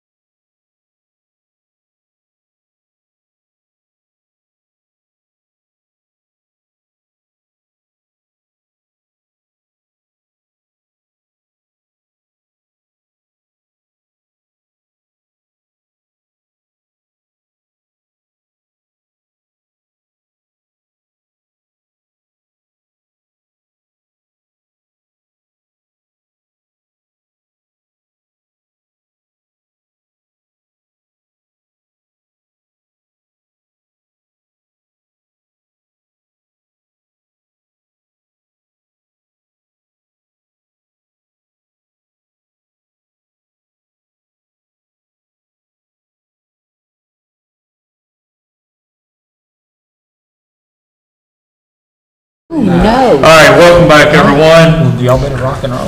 Let's move on to old business. First order is discuss HVAC maintenance bids for 25-26 at the Logan County Detention Center. They were open May 13th of 25 fiscal meeting. There were 3 bids. They're all on your drive. PSK, HMC, and Knight Electric. All 3, after I looked at them, all 3 looked like the equal amount of work. PSK came in at 11,500. No, that's the, HMC came in at, 22,763. 22,764. okay, my apologies. And Knight was right there around the same amount at 20, actually, one unit, 11,500. not the same amount, my apologies. 26,000. My recommendation is to go with PSK, being as though they are quite a bit less, and they've been doing it in the past. So moved. Second? Oh, I okay, have a motion and a second. doesn't matter. Discussion? Nope. Roll call. So you did have a discussion. I was just gonna, what did we budget for next year in that? What's it under, maintenance and repairs? It'll be under 0351 586. Oh, my heavens, you remembered those numbers just like that?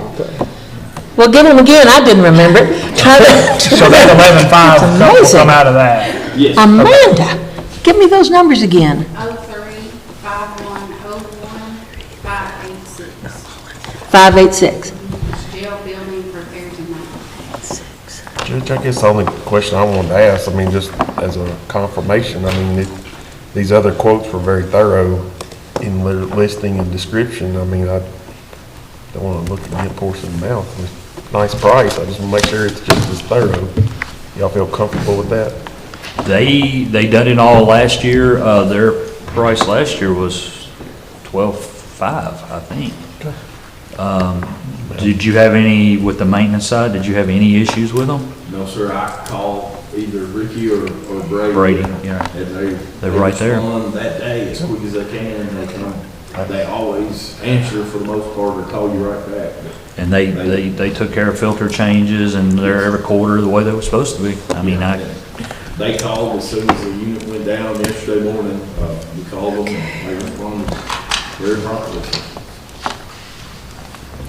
so I have a motion and a second. Is there any other discussion? Roll call. Davenport, Yes. Goodwin, Yes. Wilcutt, Yes. Harper, Yes. Crawford, Yes. Bolden, Yes. Baker, Yes.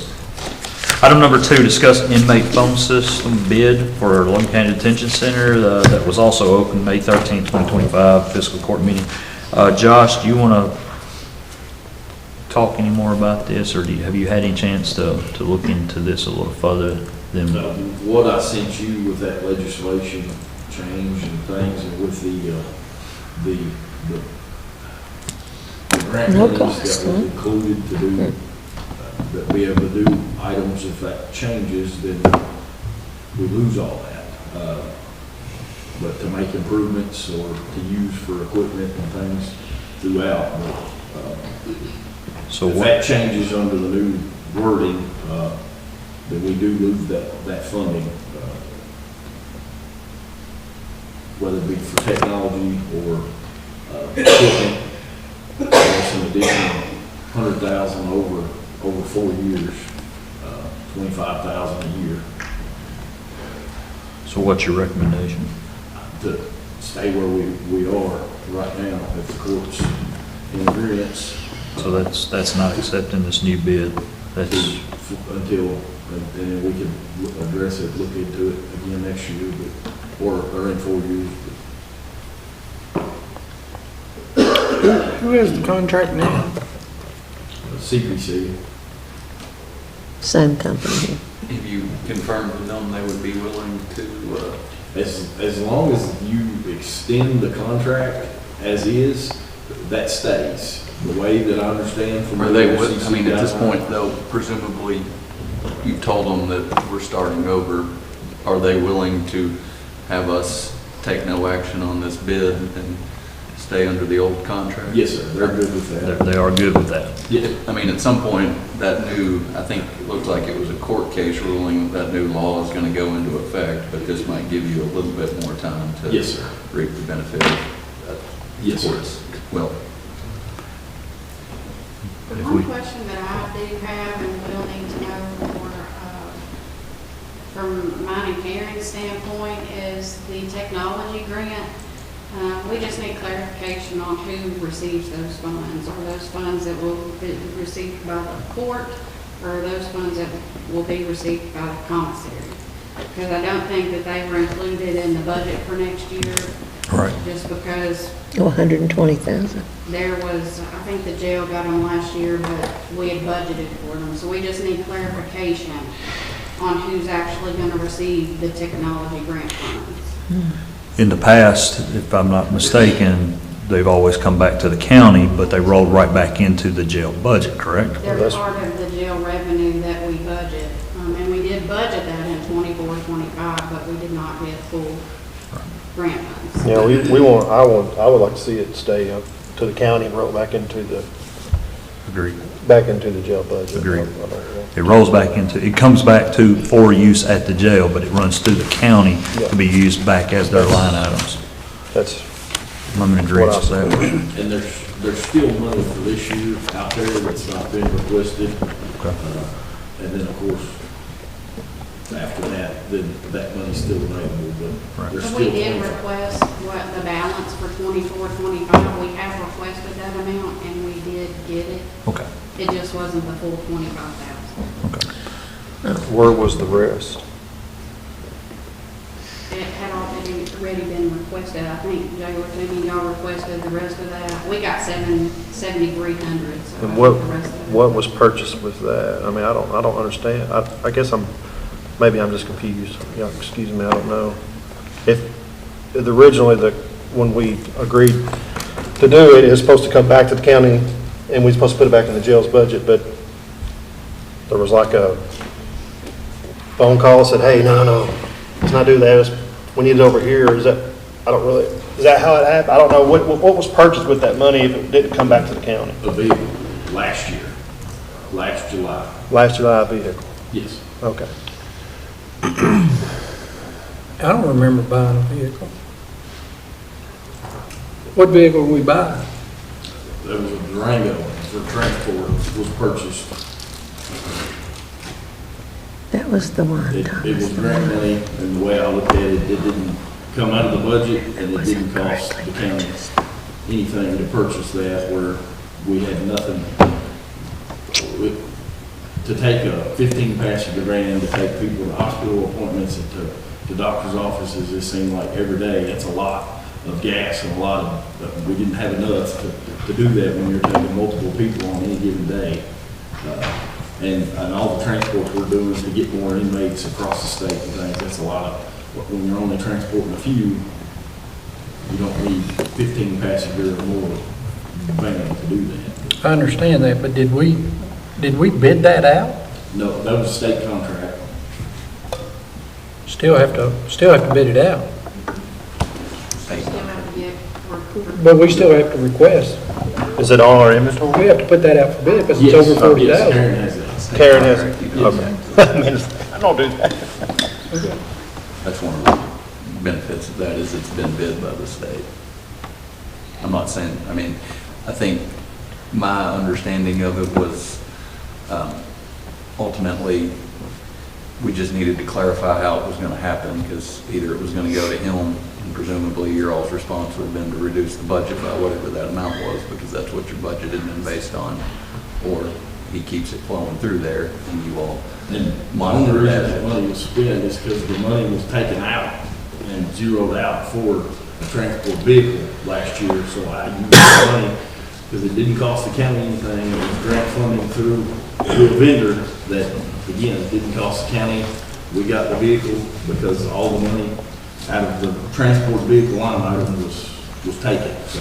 I think we're talking about not necessarily, my interpretation is this isn't necessarily a legal issue. It's more of just a communication issue where for years the county had sponsored that, and they had relied on that money being a part of your budget and going this way. And I think this was the first time you'd ever tried to access that money, so you thought it was just you on your own. There's nothing legally wrong with him doing that, but it just, the two need to be reconciled, and that's what Amanda's asking you all to do, is moving forward. Yeah, but if it's part of the budget and it was spent and now we don't get the revenue of it, I didn't know nothing about it until just now. So how am I supposed to account for that when he's spending, I'm not saying he did anything wrong or illegal, I'm just sitting there saying it's an accountability. It's pluses and minuses I'm to just me. talking about legal issues with it, so that's why I was saying that's. We don't buy vehicles, no department buys a vehicle without the court's acknowledgement, never. I don't think it's a legal issue, I think it's a fiscal issue. Phil, when he was jailer, would buy certain things out of the commissary without coming to the court. He started doing that, and it would always be my recommendation to do that because it's the cleanest way to do it, because you all have better processes to do that, but people. Is that where the money came from? Is that a commissary? Did you pay for this out of commissary? There was one paid out of commissary and one paid out of grant money. So we bought two vehicles that Last July, yes. didn't come through the court. That's a no-no. We should never, ever do that. No vehicles should ever be bought without court's acknowledgement. That's just honest Bolden's opinion, okay? I'm not saying it's illegal or wrong, but the sheriff doesn't do it, the road department doesn't do it, the solid waste doesn't do it. We have no departments that do that. That should never be done. You know, and there's more than one reason. Well, first of all, I want to know why, because I know you may have paid for that vehicle out of available funds elsewhere, but we insure it, we have the liability, and we're responsible for inventory in it.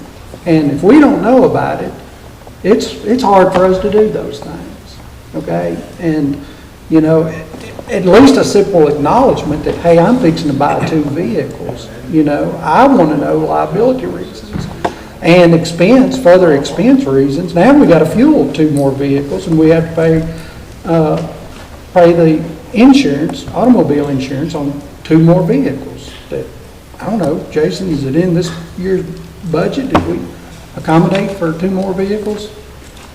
Is that on our thing now? I mean, I'm sure they're on our.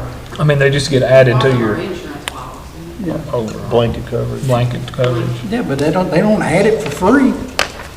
I mean, that didn't happen for free. They didn't add two more vehicles for free. But first of all, that doesn't happen. And two, where do we know about the commissary money? Like, when does the court see, review, and acknowledge transactions that happen? I never see the commissary money. Do we have a report of that? Typically would be a part of the audit next year. Or at some point. The commissary is audited at the same time that the fiscal court is So audited. it would be next year, the next audit to come, that would be. Does this court have any accountability to that account? It's a discretionary account within the jailers. So we don't have to acknowledge it, it's not part of our budget, we're not responsible for it in any shape, form, or fashion.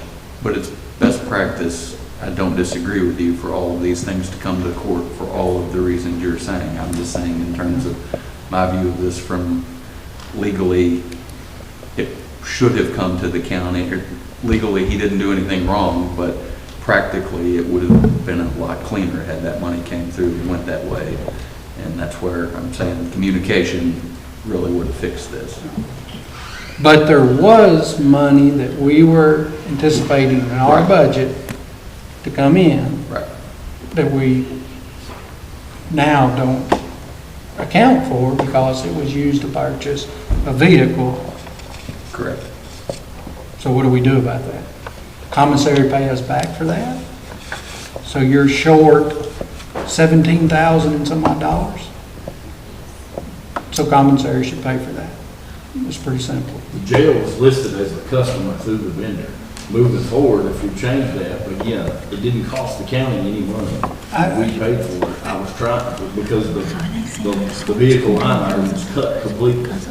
Yes, it was cut, and if you would've looked at your budget, you would've saw it was cut. And we discussed that, and I told you I found the vehicle, but No. We have to do that, Josh, in front of, and Mr. Toomey, we have to do that in front of the whole court so we can get that and not get in a disagreement about who, what, when, where, how, and how, why. I mean, it's very important that we keep up fiscally with where these transactions are taking place, because in my, unless I'm missing something, in my eyes, the commissary owes the general funds $17,000 and some change.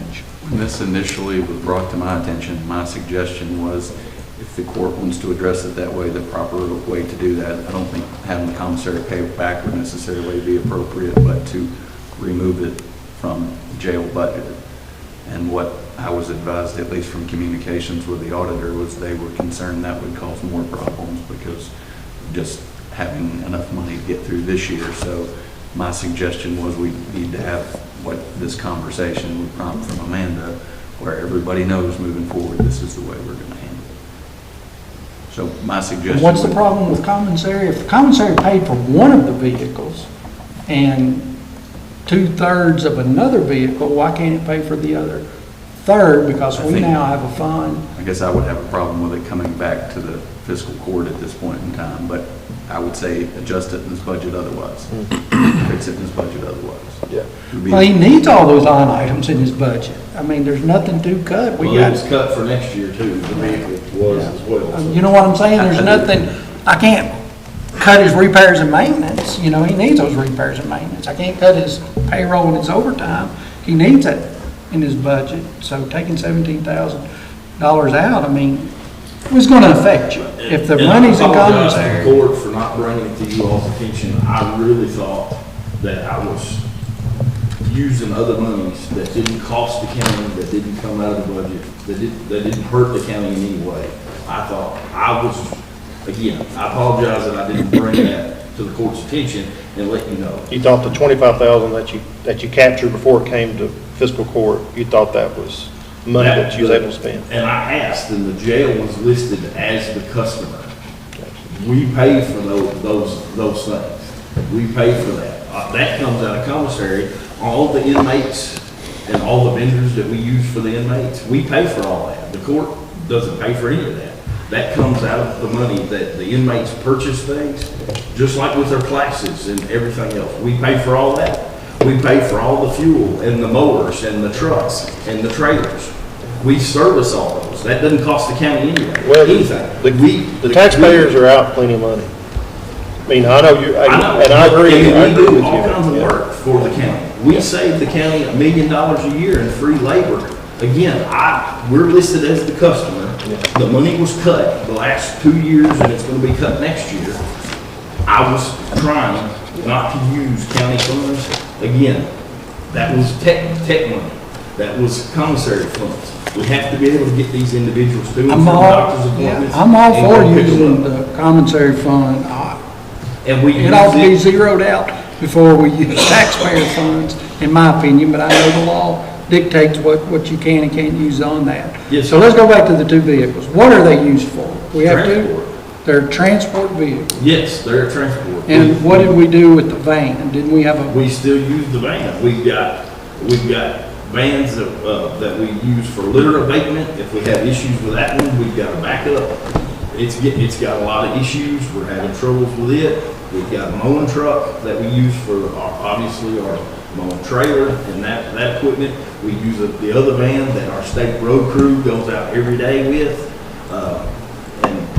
But every vehicle's used for a purpose. And then, like I said, we've got about every day, whether it be a transport, a pickup from another facility, trying to get more state inmates or taking people to and from. Again, we house a large segment of the population very unhealthy. They have constant doctor's appointments and things that we can't do within the facility. So we're to Bowling Green, we're to local facility, we're to doctor's offices. We put a lot of miles on the car. Just those things are, and Yes. again, I just think we're all learning a lesson here, that Yes, those sir. things are And again, better I apologize learned to the court for not bringing it in the forwards instead of the rears. Yes. You know, because when we just went from 3 vehicles to 7 vehicles, I want to know why, you know? And I want to justify that cost because I know you're buying fuel and part of that through commissary, but not all of it. The ongoing cost of those vehicles are the responsibility of your budget. That's not commissary, and we should have discussions about that and agree that we need to go from 3 vehicles to 7 vehicles. You know, we need to go from 2 weapons to 12 weapons. I'm not against it, I just want to know about it. Yes, sir. And I will do better at relaying what we're doing and where those resources are going and what they're being used for. I still say $17,000 need to come out of commissary to refund that line item, but. So I think moving forward, I think we can, like you said, we can learn from it, and moving forward, we have it, the county has an admin code that we go by for purchase, everything's in there.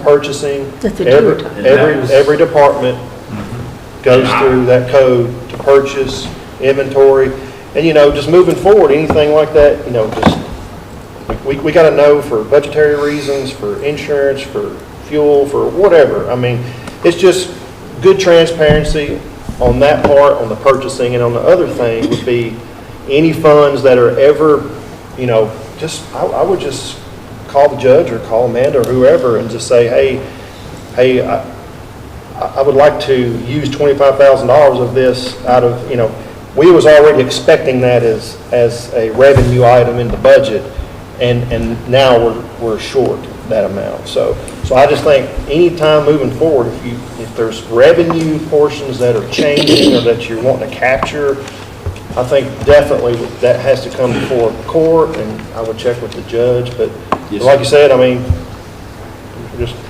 we all can learn from it. And I don't know about the 17,000. I don't know how you fix that. I don't know. I mean, that's. How can that be rectified? I guess. I mean, maybe I'm oversimplifying it, but if commissary can buy 1 vehicle, it can buy 2. Well, it can buy 10. I could care less. I think now that you should make that line item whole. I think what Joe is saying, now that money was used out of that 25,000 or whatever, now that transaction has happened, to go backwards to like say, okay, now commissary pays the county. He's saying that's what the auditor says that can't happen, or not recommended. It's just, I'm not recommending it. It doesn't sound like the cleanest way to go, and I'm just, I'm not trying to cut in on you, Josh, but my thought would be, it would be all the same to take $17,000 out of next year's budget and let him use the commissary for those things and have a much cleaner transaction. And I didn't mean to open the can of worms. I just knew that. But I'm also going to say on what Tyler just said, is all of that's true, and I'll say plus, buying stuff is, there are highly technical legal processes that are a part of that, and you got a lot of people who are a part of that, and they keep us on the right side of things, keep us from getting written up, and this whole, you don't have to necessarily bring everything to the court, but you should. And I remember when we started doing that with the commissary account was when Jailer Gregory bought the body scanner, and that was going to be a big deal.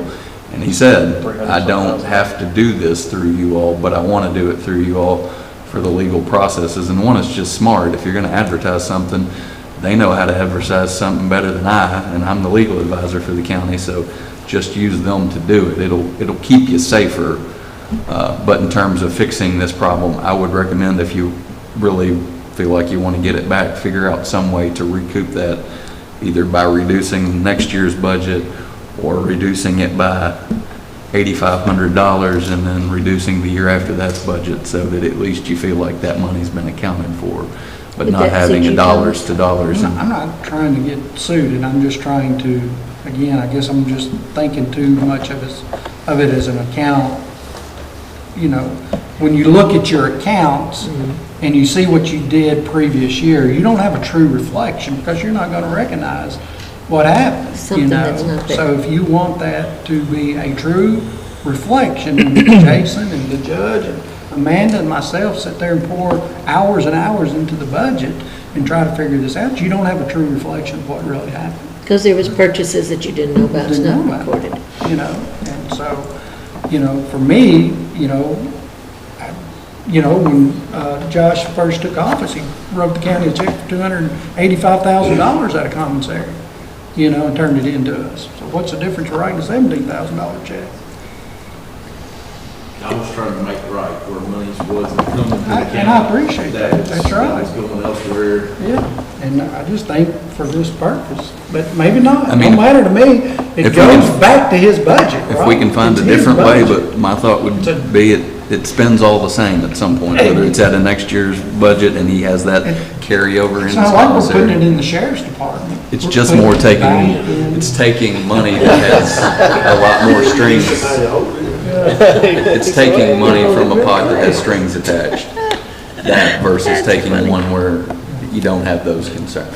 I don't know. Well, what's done's done. It I mean, doesn't what's affect done's this year's done. budget. We've already, I mean. I appreciate you we have a recognizing recommendation. the I mean, oversight, y'all and moving may have forward, changes. it'll be. No, I meant, you have worked it out, but we need to know what it is. See, I didn't know Anything that's all purchased that. out of those other funds, Well, I didn't. before it's ever Just done, I listening. will bring it to you all's attention and make sure everybody's aware and on the same page. Sounds good to me. Yes, sir. So, Judge, I make a motion to reject the bid for the inmate phone system. and do we need to? And extend the other one. Stand the other one, yes. Yeah, that too. Second. No, I was listening. Have a motion and a second. Do you know the You discussion? were listening. Yeah, try. Roll call. Davenport, Yes. Goodwin, Yes. Wilcott, Yes. Harper, Yes. Crawford. Yes. Bolden, Yes, Baker. I don't understand, but, So we're rejecting this bid and staying with the current contract. so why did we put it out for bid? Just because that contract was up and it's Thought we might get more bidders maybe? time to I review? don't think the law, the court ruling that came down all has to do with when your contract was accepted and entered into. That, those two things passed like two ships in the night. So you all decided to move on. This court ruling come down that says that if you sign a new contract, then you're gonna lose that money. So just stay. Backing out of it allows us to hopefully. You said the magic words, lose that money. I'll leave it at that. That's all I need to do here. Item number 3 of old business, discuss the janitorial supply bid for fiscal year 25-26 that were opened also at the May 13, 2025 fiscal court meeting. I think every one of you got an email where I tabulated all that. I said we did. I'd sent it to Eric, because he spent most of the time. We I sent it voted to for it, Jailer I guess. Toomey, because they're the two that seem to be the biggest users of these supplies. Eric responded with basically, it seemed like the Purdue fit his need better. After speaking with Purdue, they are offering the deliveries twice, if not more, a week as needed. And they're offering some fixtures for some of the kennel cleaning supplies. Josh, did you have a chance to look at any of those bids? I did, but there's some questions on some stuff. One was cheaper on some, the other was cheaper, and in some, it was unclear on the sizing, the quantity, the poundage, on certain things. I went through and tried Both to, Superior is close, and they come and check every day, and potentially can make a delivery or bring us stuff if we need, if we're out of something. They check in pretty well every day of the week, because they're bordering county, used to be local, but again, it's, Judge, would it be acceptable to do it like we do like tile and some other? I was actually going to see, both of them? I was going to actually kind of suggest that. I don't know, do we have to take, Joe, you can help me with this, do we have to take one or the other, or can we just? I think it's not necessarily a matter of what I think as much as what the auditor has written before. What do you think? Because you're the one that has those conversations. I know it sometimes comes down to if you spend money with one, are those two things different enough that we could? Because my suggestion on this, it would be nice to have two vendors versus having to rely on only one for this cleaning supplies, because the cleaner and the stuff that Eric knows use is almost half the price of using it. I guess what I would say is I'm good with it, and I can see the argument. I could also see them writing this up, and that's why I wanted to get your. I'll put it on the back of that. Ultimately, if I'm going, if I go ask auditors their opinion, they're going to make a contact my county attorney. It's the same wheel we've been fighting for That's going to be what they. 20 I would years just with that. say handles the same way than we do the tires and whatnot. Where If you guys are good with it, let's do it that way. Do you feel they'll honor those prices not being an exclusive provider? I can't answer that. Do you have to vote today? No, because we don't, the contract don't run out till July. Beginning July 1. July. We can table it and I can find out those Let's answers. just clarify that. They'll honor the prices without being exclusive. I would think that they would, for the simple fact that they We'll make a want, they motion want the business. Contingent that that is the case, and we just be done with it. Sure. Pardon me? So how do I word that? We make that, go ahead and do the motion That'll now, work. Contingent Contingent that on. you get a yes, that will honor the price. Absolutely. That these are the only two vendors we purchase these items from. I agree. And each department can make a decision based on the price list, where to order certain items based on price. You're rejecting all bids. Yeah, that's what I was, okay. Right. Y'all make that, y'all know how to word it better. The Basically, motion to reject the bids for, what is this stuff called? Janitorial supply. Janitorial supplies, and to work with these two vendors, with those departments that utilize that, to buy wherever the pricing is best, contingent that both vendors honor the pricing, that it's not exclusive them only, that it would be Purdue and Superior. So price and supply. Price and supply, that's right. Did you get that, Olivia? Yeah. Eric's stuff is a whole lot cheaper with one Yes, vendor, it's a whole. but he don't buy any of the other stuff. And then Josh is buying the other stuff, and 2/3 of the other stuff might be cheaper with the other Another guy. company. All right, I have a motion and a second. Did we get a second? Yeah, Chris. I didn't hear. If you don't hear it, usually it's Chris. I'll have to get your megaphone. Get a little horn or something. Flag. Give him the red and green flag. All right, no more discussion, roll call. Davenport, Yes. Goodwin, Yes. Wilcutt, Yes. Harper, Yes. Crawford, Yes. Bolden, Yes. Baker. Yes. Moving on to new business. Number one, discuss the possible board members for 3 positions at the Logan County Tourism and Convention Commission for a 3-year term beginning May 8th and ending of 25 and ending May 8th of 2028. You all had, there you are, hey, good to see you come up. You all had the recommendations from tourism, but I know there were some questions, so. Our board really tries hard to always have a board of integrity, an honest board, a board that works together well. We also try to represent all around the county as best as we can. We work hard to put forth good names. And the 3 that are up for re-election this year is Polly Steenbergen. That's the chamber seat. They kind of have the say in who gets to have that seat. Lisa Davis, the co-owner of Carriage House Vineyards, and Linda Martin. I think she may have been the one that there have been some concern expressed about. Miss Linda has owned property in Logan County for many, many years. She does live in Elkton, but she, her and her husband are turning some of their farmland into a subdivision at the edge of Logan Todd, but on this side into Logan County. She has worked in Logan County for over 40 years and retired. We also try to have a good mixture of those that are retired and those that are at work, because those that are retired are able to go and do things with me at times that I need people to go when the ones that are at work have harder times getting off. And we also try hard not to discriminate according to age or race. We think diversity is very important.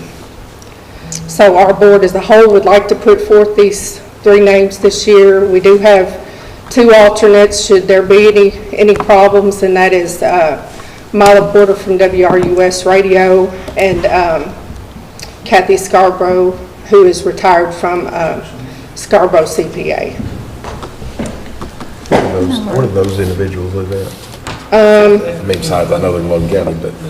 Mila lives on Main Street, Russellville, and Kathy Scarborough lives Thompson School Road, I think. But let me say, Miss Linda, you know, we got a prior approval before we ever asked her to be on the board.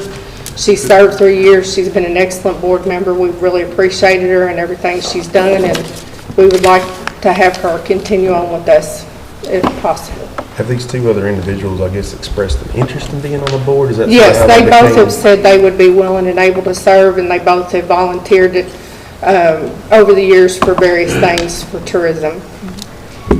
I wasn't aware of that issue, and you know these statutes really well. Is it, so it is legal to Yes, choose it somebody is. who's not Yes. a Logan County resident? Yes, Okay. I've been in touch with Rich Ornstein from KCO, and I've also been in touch with Hank Phillips from KTIA, and her specifically, there's no problem with her I can see serving. it both ways, where somebody might live in one and work in the other, but then somebody you gotta live here, so. But if, I trust you, and I know Yes. how well you know those statutes, so. Well, I try hard to be honest and be, you know, and be very respectful of you all and every other organization that we work with, and if I ever make a mistake, it's not by something intentional, so. Well, you know, like I said, I was curious about whether or not those 2 alternates had expressed a willingness. 'Cause Yes. obviously, I guess I feel like giving a resident priority over a non-resident, you know, in the case that, you know, that's something that they're passionate about. And I guess if they express that, that's sort of my feelings, but it's flipping a coin.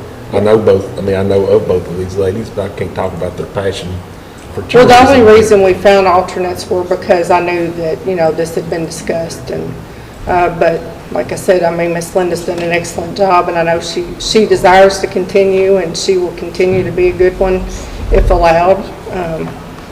But these other 2 are willing and able, and, you know, have a desire for tourism as well.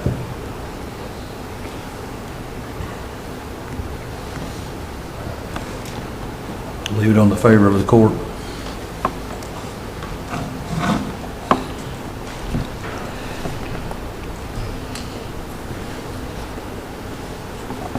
You say Miles is on the radio? I worked for WRUS, and Kathy used to have Scarborough CPA. Scarborough CPA. I know Miss Kathy. Mile might make you go do a plug. That was my thought. I thought Miles got free advertising for a group that depends on advertising. I mean, Chris, you bring up a good point. I mean, about it being like a resident of the county, even though Miss Martin does own property in the county and has properties in the county. And, you know, as I said, it's on the And I favor. personally, I don't know Miss Martin, so Well, I don't know. she I'm not also is a speaking very nothing. good member of the Fair Board as well, and has been for many years. I know that you all don't necessarily appoint those, but, you know, without the fair, we would really be struggling if we didn't have Miss Linda. And those of you who may come to the fair, you know, maybe realize some of the things she's a part of with that. So she goes to church here. She's very involved in Logan County, very invested in Logan County. And, you know, like I said, we try not to age discriminate as well. We think that's important. I don't think that ever came up. Well, we just Well, I just try want as a whole to clarify that to make sure. never came up, so. So are we waiting to address that she needs 3 people? Yes, ma'am. Okay, by this court? Is it 3 or 2? There's 3. Well, Okay. 3 have to be 3 appointed, are but Polly re-elected. is These a 3. chamber representative, so realistically, it's only 2. Well, she's always reappointed as well with the court. Well, I make the motion that these three members be accepted back into their positions for the coming, 4 years? 3. 3? Oh, yeah. Through I was going from 2028. 24, yes, 3 years, yes. I have a motion. Is there a second? So who is it now? It'd be Polly Steenbergen, Lisa Davis, and Linda Martin.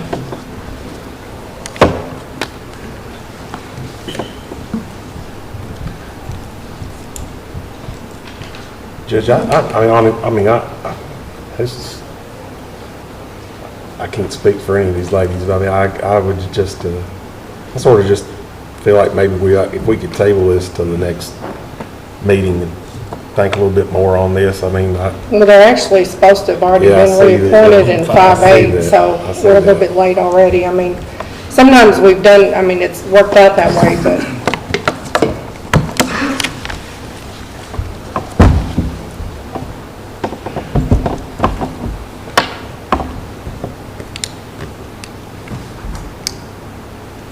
Obviously, it seems to be a difference of opinion here, and so I'm assuming that that motion died for a lack of second. Are we clear on that before I go forward?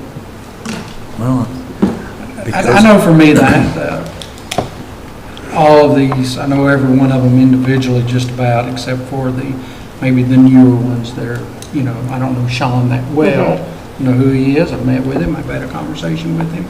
And Miss Johnson, had one conversation with him.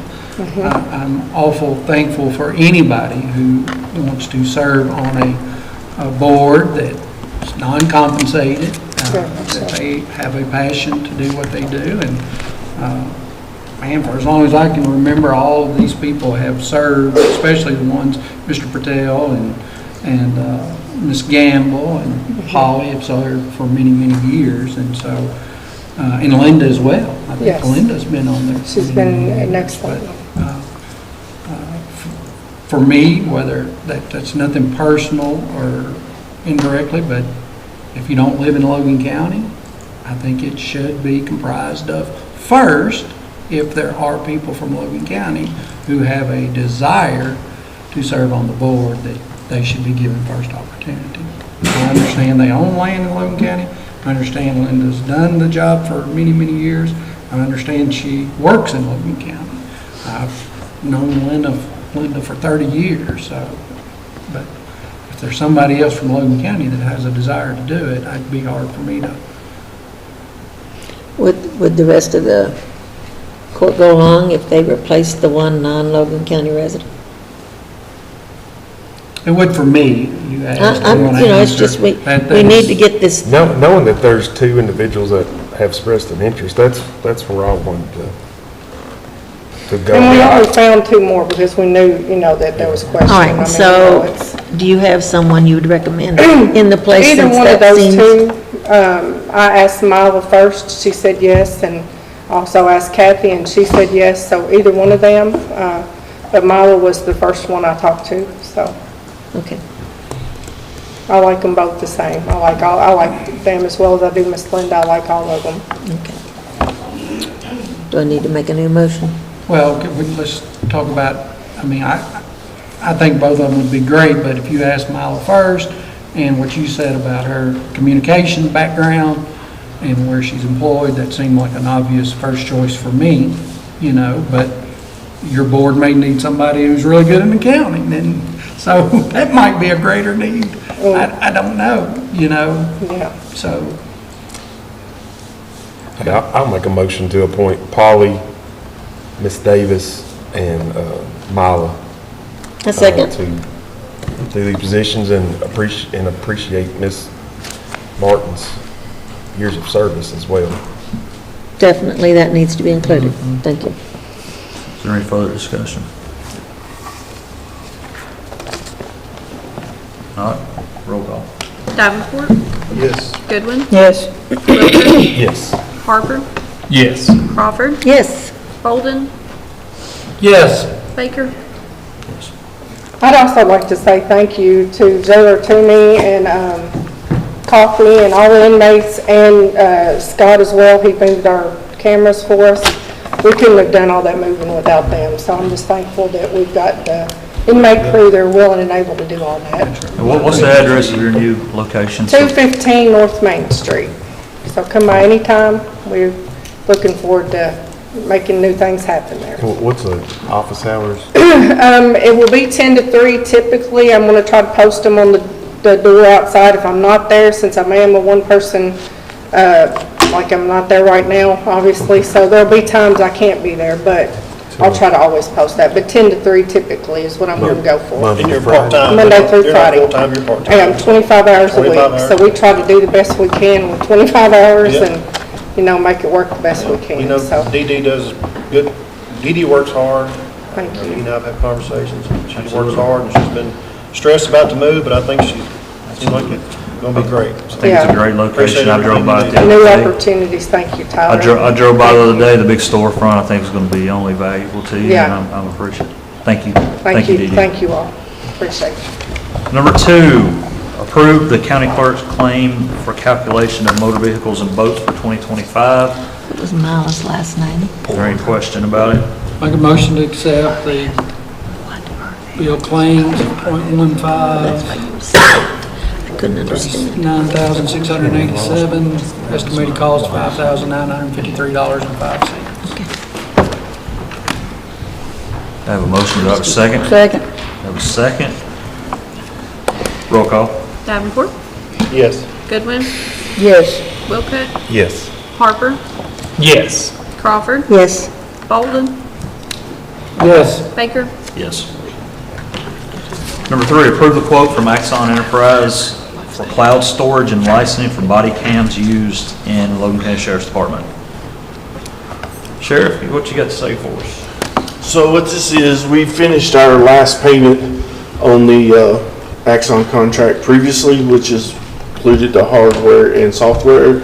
So what this is a new 5-year contract that only includes the software, which is Got the the digital hardware. storage and stuff, Yeah. which is quite cheaper than it was the original 5 years. Good, yay. It's like a lease to own on the hardware, now we own it, now you Yes. gotta pay for the subscription. Gotcha. Yeah, I did look at options of trying to figure out doing it on our own, but it's a lot of upfront cost. But really the number one issue was, it's just a lot more liability for us to keep up with, so if something goes wrong, we can blame Axon. I agree. I agree 100%. A lot of storage, server, Scott's sanity. Right. How long a records does this cloud storage have? It varies. So what they do is when, they utilize it pretty much every situation that they're out on. So then they go back and categorize it. So, if they're attempting to serve a warrant or a traffic stop, they have to go in there and categorize, and it may stay for 30 days and then it automatically deletes. So there's parameters that we put in to help delete to keep the storage without going over. But we're pressing those numbers daily, but because of those There's a minimum law, like a minimum day you gotta keep. yeah, everything has a minimum. So like if they have a felony arrest, then they go in there and it's categorized, and that is in there, could be a year or longer. So there are some things in there that are there for a long time. If they're serving a paper, traffic stops that didn't result in any action, it's generally out in 2 weeks or so, 30 days or something, and so that helps keep the storage free. But they're used a lot. I make a motion to approve the quote from Axon for the body cameras. A second? Have a motion and a second. Any further discussion? Roll call. Davenport, Yes. Goodwin, Yes. Wilcutt, Yes. Harper, Yes. Crawford, Yes. Bolden, Yes. Baker. Yes. That's all I had on that one. Thank you, sir. Number 4, discuss quotes received for cleaning courthouse twice a week. Really don't know if there's a vote that we need or a motion we need to make on this. I just kind of more of an update as much as anything, but all the information's there. There's three quotes. all three came and all three vendors came and visited and walked around, and Olivia done a great job showing them what we were expecting, showing our expectations. You see the prices there. That is a monthly price, by the way. Yes, that's monthly, that's not daily. by any means. Oh, okay. So that's, the first category is for 2 days a week per month? Yes, yes. 2 days a, yes, 2 days a week for per a month, month, yeah, yes. Cost per month. Per month, so, yeah. That's coming on, what we're gonna recommend is Tuesday and Friday, or Yeah. Tuesday and the weekend. You know, we've got a lot that needs to be done around here, but for the most part, a normal cleaning can get skipped over a couple of days and be fine in this Well, if building. it's like people's houses, I don't clean it every So day. we presently have hired. We had a part-time person clean, yes, and I'm ready, we made the decision to look at a professional service versus having to deal with a actual county employee. 2 days a week sounds good. And what happens on rentals, for rental of the facility? They're responsible for cleaning it. We are. They are. They are. The person is. You know, we've been kind of lax on some of the rental stuff or the use of, but for the most part, it's expected that the people renting will clean. But we can work it in to where if they do want to, they can pay this cleaning company to clean up after them. I do not mind adding that to their contract price or whatever. All right, so what do you want action? Like I said, I really don't have to have action. Well, we are signing we would be signing a contract with them, so I guess we just need approval to sign the contract. Who's your recommendation? Second line. I'm good with the lowest price. All three were great companies, and I couldn't find a flaw in any of the three. All three have good references. All three are licensed and insured. And so we won't be rehiring a part-time person to do No, this? that position will go away. So that makes it a wash, Pretty much a wash. pretty close. Jason wants to know if it's in your budget. It will be. Just a question, I mean, 13 times 12, 15, 2, good deal. I mean, what do you, I know it's hard to tell, Right. but yeah, they are the cheaper on the clean 2-day, but they didn't bid 3-day. They didn't bid the And 3, they're definitely lots higher if you go to 5-day. My question would be, what do you think the probability of starting doing this and you're like, oh man, 2 days really ain't working, I need to add a 3rd day? Well, it's not an option Well, with this Be in your contract. company, and if you divide it by 2 and add that back to it, then they're, you know, I would just say, if we Not- approve for him to sign a contract for 2 days, and if they change the days, we need to be a new contract. We Yes, have to agreed. approve it again. Agreed. And then we'll just approve him signing a contract with Second Life Cleaning for a 2-day cleaning per week. That's what I would have done. And if he wants And to you know, I've made everyone in the building kind of aware that, you know, if you have trash or something, you don't have to take it out yourself on the days that they're not here, but that 2 days a week should work sufficiently. okay. We're doing our best to cut as much of the price as we can. make a motion to allow the judge to sign a contract with Second Life Cleaning Yep, for a 2-day per week cleaning service. yep. A second? Roll call? Davenport, Yes.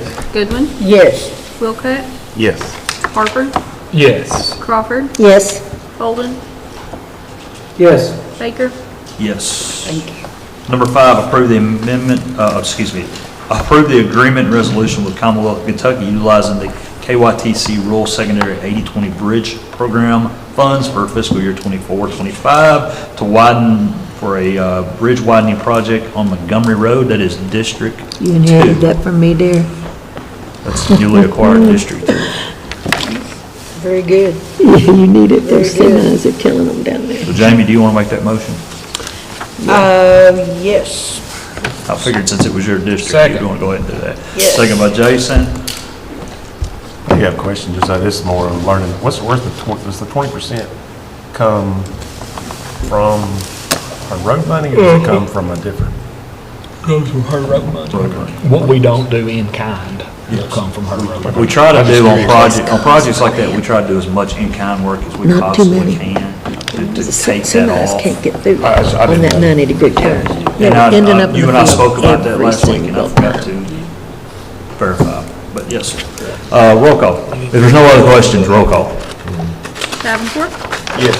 Goodwin, Yes. Wilkett, Yes. Harper, Yes. Crawford, Yes, Bolden, Yes. Baker. Yes.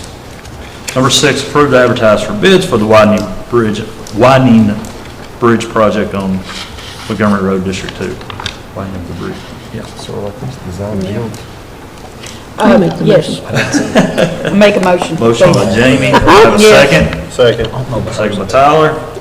good job, Roll call. Jamie, you're gonna be on that big motion. Davenport, Yes. Goodwin, Yes. Wilkett, Harper, Yes. Crawford, Yes, Bolden, Murphy, whoever. Yes. Baker. Yes. Item number 7, approve the Administrative Office of Courts Facility Reimbursement Form for fiscal year 25-26. If I'm not mistaken, that actually went down compared to what it was. Am I correct, Amanda? We're not satisfied about that, but we really kind of have our hands tied when it comes to it. So they're paying us less money for the state court access, they're paying us less money than what they used to. what choice do we have? Leave that alone. What was the difference? It was $2,500 difference? I We couldn't pay- we remember. I pay can't for remember. I know it's 100%. less, I can't remember the exact number. We pay for 100% bailiff time. Do they give us any money back on bailiffs? We get $15 an hour. Okay. On all of them? Yes. Okay.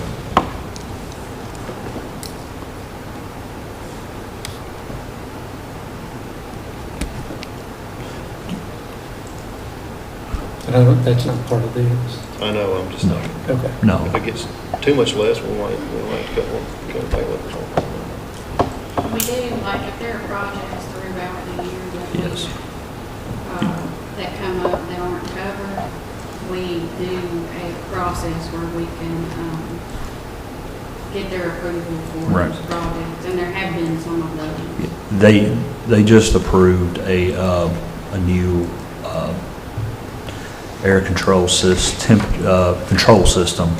over here, a refurbish of the control system to the tune of several $1,000s due to the old control system is out of date and it has lost a lot of things. So they did do that, and maintenance stuff we continue to send back to them, and they reimburse us for. Last year's contract was $323,700. So it's quite a bit of difference. $35,000. I don't know if the control system, I wonder what it costs. Around 17,000. About 17,000. 17,000.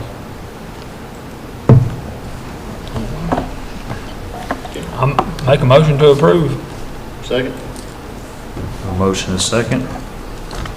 Roll call. couldn't have a choice.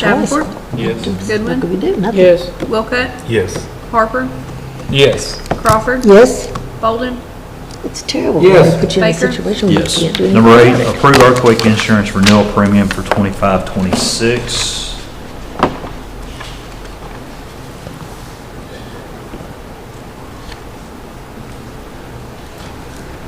We really can't do anything about this. Did we renew this last year? Yeah, Yes. we looked at a bunch of different options last year and jockeyed the deductible and stuff. And I make a motion to approve the earthquake insurance renewal premium for 25-26. Second. A motion is second. Discussion. There are a lot. Roll call. Davenport, Yes. Goodwin, Yes. Wilkett, Yes. Harper, yes. Crawford, Yes. Bolden, Gotta be quick. Yes. I Baker. know. Yes. She's in there. Number 9, approve the surplus and trade of inventory number 2176, a 2010 John Deere 5010E utility tractor. So moved. Second. Motion second. Roll call? Davenport, Yes. Goodwin, Yes. Wilcott, Yes. Harper, Yes. Crawford, Yes. Bolden, Yes. Baker. Yes. Item number 10, discuss the tractor bid that was opened May the 13th, 2025. There should be on your drive there. There were 3 bids, 2 from H&R and 1 from John Deere. I think the equipment committee got together and discussed this. Do you have a recommendation? Yeah, I think the tractor's sitting out there. Y'all saw it. If I understand it correctly, it's a 2024 model with about 600 hours, give or take. Does that sound about right? Yeah, that is a 22. It's a 22? 22, I'm about sorry. 600 hours. 22-year model with 600 hours. I thought it was a 24. Okay. The quote says 24. Well, maybe it is 24, isn't it? That's what I thought. Somebody told me 22, but I thought Well, no. Wait a minute. Bear with me. This is the new tractor. Yeah, I'm sorry, my apologies. 24 is new. It is a 21 model. My apologies. My apologies. I was looking at the wrong one. It is a 21 model for $54,000. There it is.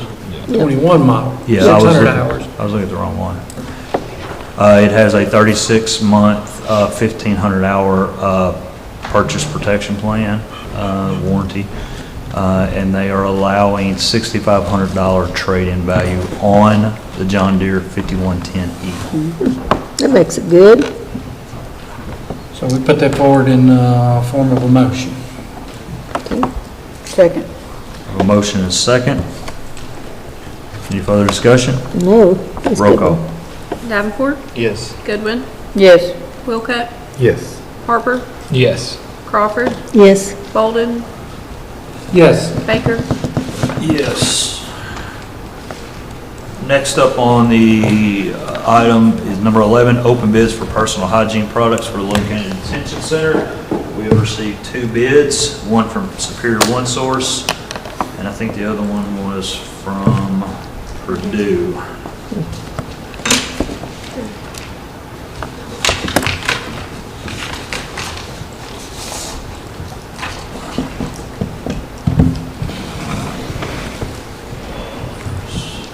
Superiors.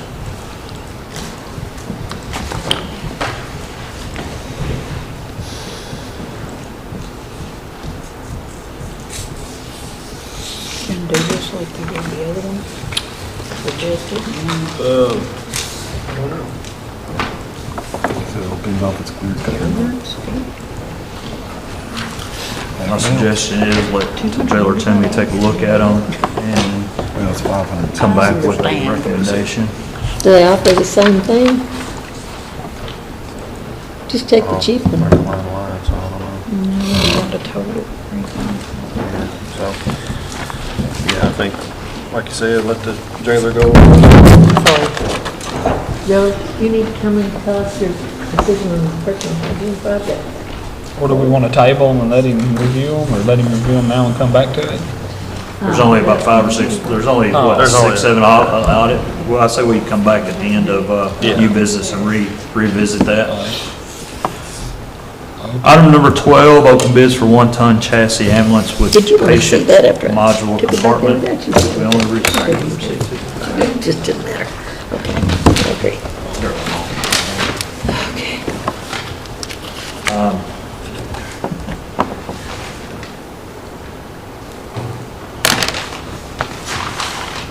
Just leave that one over there.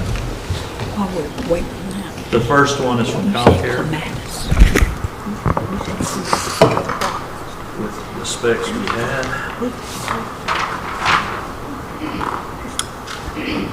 A guy bought some 42,000. watch back there, and he did some things 7138. that's better than what it was, but And the second bid is from Global Emergency Vehicles. I'm assuming that's what that is. Can't think of anything else it could be. It is. it's a civil matter.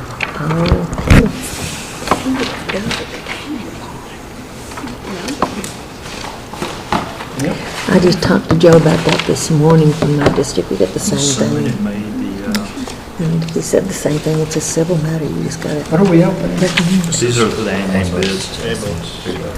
That's the one we, that's the one we purchased. That, Last this time. one is 91,450 delivered to the door, but it's got 114,000 miles, but no other specifications.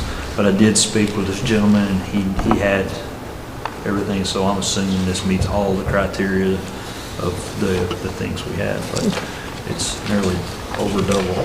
What year? Everything with the price. What year did you say? He's got it right there. What year was it, Tyler? I'm sorry, 2022. 22. Here, Jason, you wanna look at these with me? Just look on with you and then I'll pass it down to you. Or you can squeeze in. 114,000. That's the one that we looked at. Yeah, we looked at 14,000 last miles. time. That he said was too good of a deal to pass up. That one's older, but don't have nearly the miles on it. Yeah. Yep.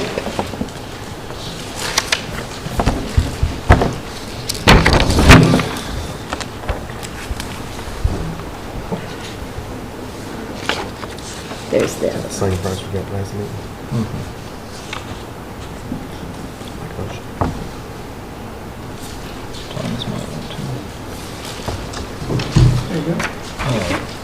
There you go. Y'all need that back? Nope. No. Nope. All right. Favor of the court? I'll make a motion to accept the bid from ComCare for the 2016 ambulance for $42,871. 38. Second. Is there sense on that? Yep. Oh, I would have never made that motion, sorry. We just had to eat and see him. No discussion? Greedy over there. Roll call? Davenport, Yes. Goodwin, Yes. Wilcutt, Yes. Harper, Yes. Crawford, Yes. Holden, Yes. Baker. Yes. Open bid for EMS service for fiscal year 25-26.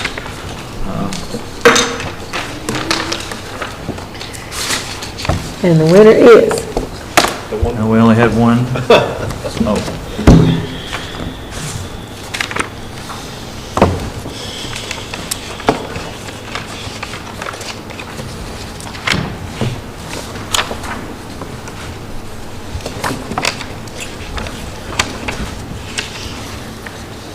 Okay.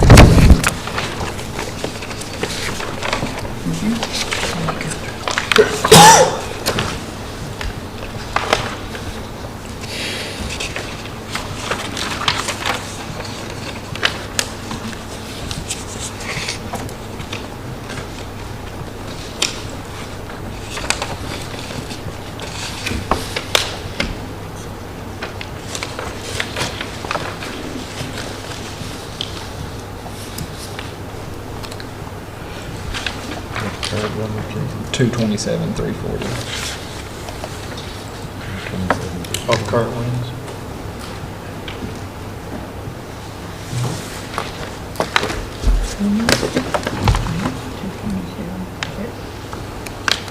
Two 227, 340.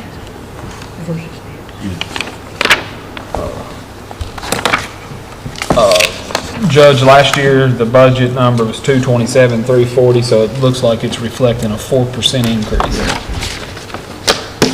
That's what I was asking. Correct, that's what I was looking for, was the, Ahead of the curve.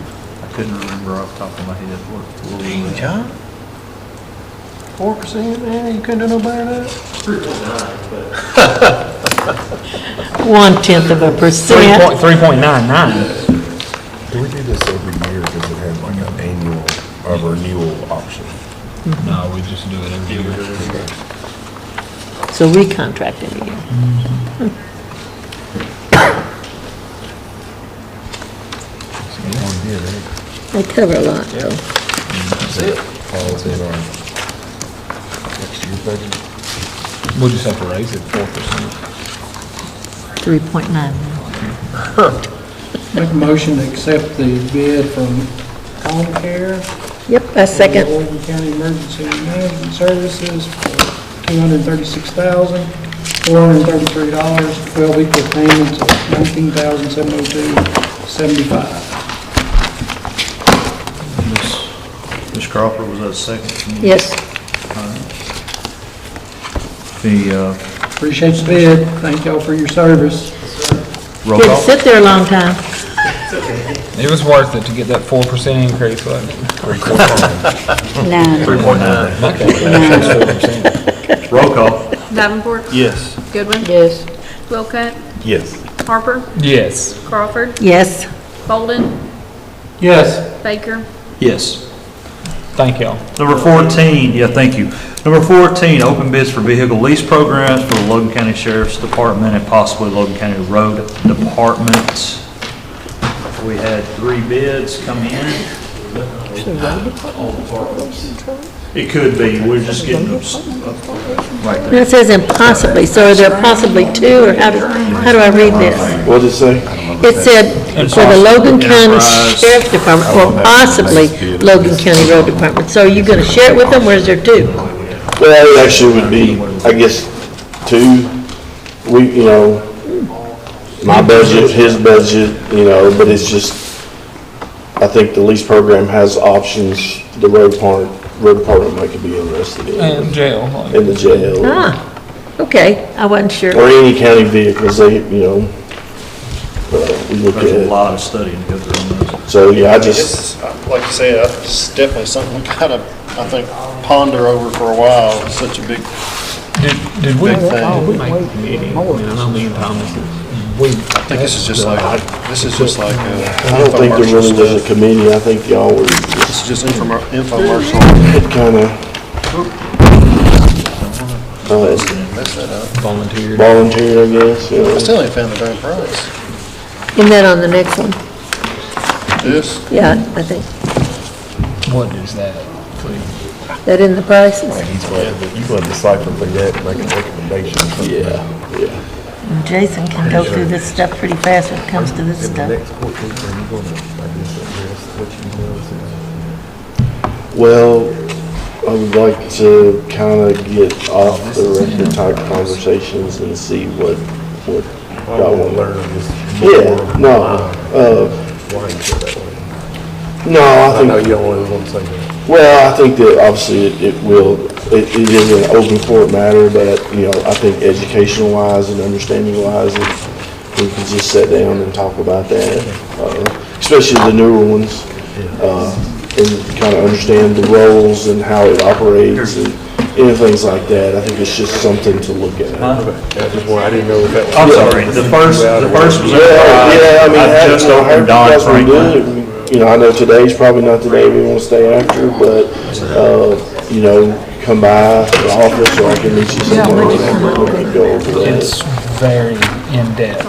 There's no way to look at this and make a decision. That's what Tyler just said. What we're gonna have to do is, Lord have mercy. I think me and Thomas and.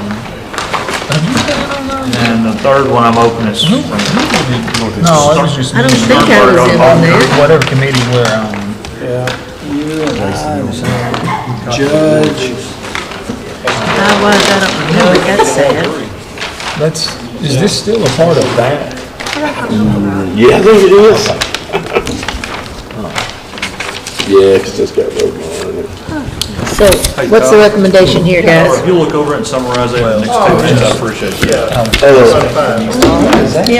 think we need to let them Start to Oh, now? Okay, Yeah, gotcha. and then we'll kind of. Yeah, they're sitting there waiting. Is that all? Is that for? Tyler, have you read it now? All right, my recommendation is, Speed reading. Was that all 3 bids you got open? He can tell you every word in there.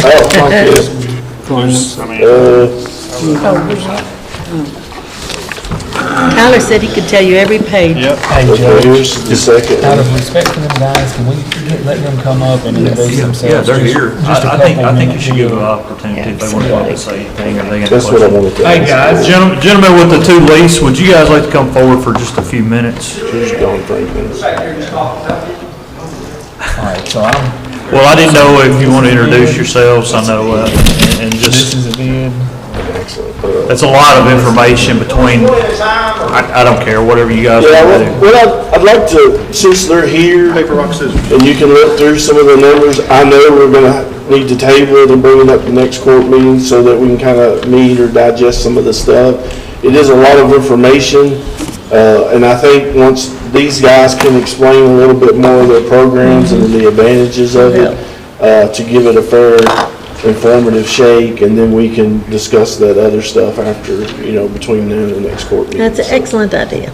Actually, I'm gonna grab my paperwork. I've got a packet for everybody. Can I hand that out now? Oh, yes, absolutely. Please. I'm sorry, I didn't come prepared like that. So I figured, most time, once the bid's opened, they make copies of it and everything, and so it'll distribute it out. But I'll be glad to get these copies here. So did you bid leasing, or you just bid a vehicle? No, I bid leasing. Okay. So which one is yours? These right here. Okay. So, yeah. So and I have two, and that's what we were talking about just then.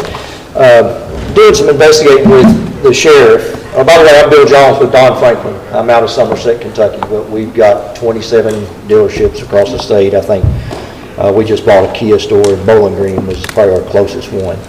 But we've been in the fleet business for about 4 years. First year we started out, I do 99% primarily police vehicles, so the government side. We started out the first year 4 years ago, sold 30. Last year we sold 757. So we're of course partnered up with the Sheriff's Association on their, if you go down in his office, we've got the little side-by-side that we give away, help the Sheriff's Association give away. And what did we raise, right at $300,000 last year for the Sheriff's Ranch? It's almost 300,000. Yeah, so we've been partnering up with them, so luckily I know a bunch of the sheriffs and everything. We've seen each other at the Sheriff's Conference, and you guys have, in the past, purchased your vehicles from us. I think the last 3 years, I believe. And then you got your two that don't have anything to do with it. Now he's in trouble. Just kidding. But no, he got his two from us too. As I was telling Jim back there, we are, I have all three master agreements. So we have the Stellantis, which is Dodge, Chrysler, Jeep, Ram master agreement. We also have the Ford and the Chevrolet. But the Ford and Chevrolet are so much more expensive and don't even get allocations for the Chevrolets. Recently, we've got the KSP have moved over to Durangos. So they've become, well, my biggest client is Okaloosa County, which is Destin, Florida. And they buy 60 to 70 a year all the time off of us. But we just did the KSP. I won the quote on the KSP. They got 130 off of us last year, 40 again this year. But the way my leasing is done, after doing some investigating with the sheriff, the miles that you guys put on your vehicles, I usually do, does any of you all lease your personal vehicles? No. Leasing is financing.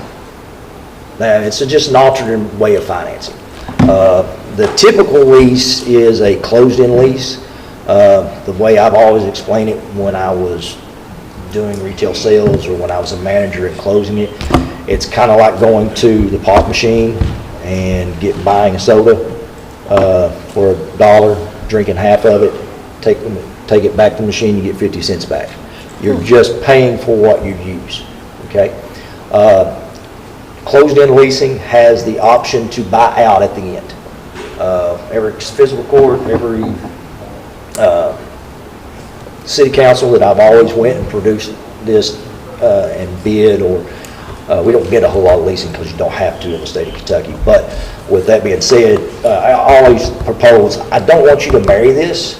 I want you to date it for 2 or 3 years, see if you're satisfied with it, and you guys can make your decision. I personally lease my vehicle. My wife's vehicle is released. So with that being said, it's just another way to finance. It allows you to, with you guys, I had to go with a 48 open-end lease, okay?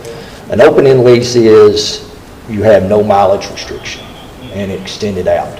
My typical lease that I do is either a 2-year 60,000 mile or a 3-year 60,000 miles. But where you guys are putting more than 30,000 miles a year on you, it's 25 cents a mile if you go over at the end of the lease. If you buy it out at the end of the lease, it really doesn't matter, because that's called a residual, is when you buy the vehicle out at the end of the lease. So with this, the one that I think will be most productive for you guys is the 48 month. And now, I don't know, I know for a fact, my vehicles come upfitted. This pricing includes the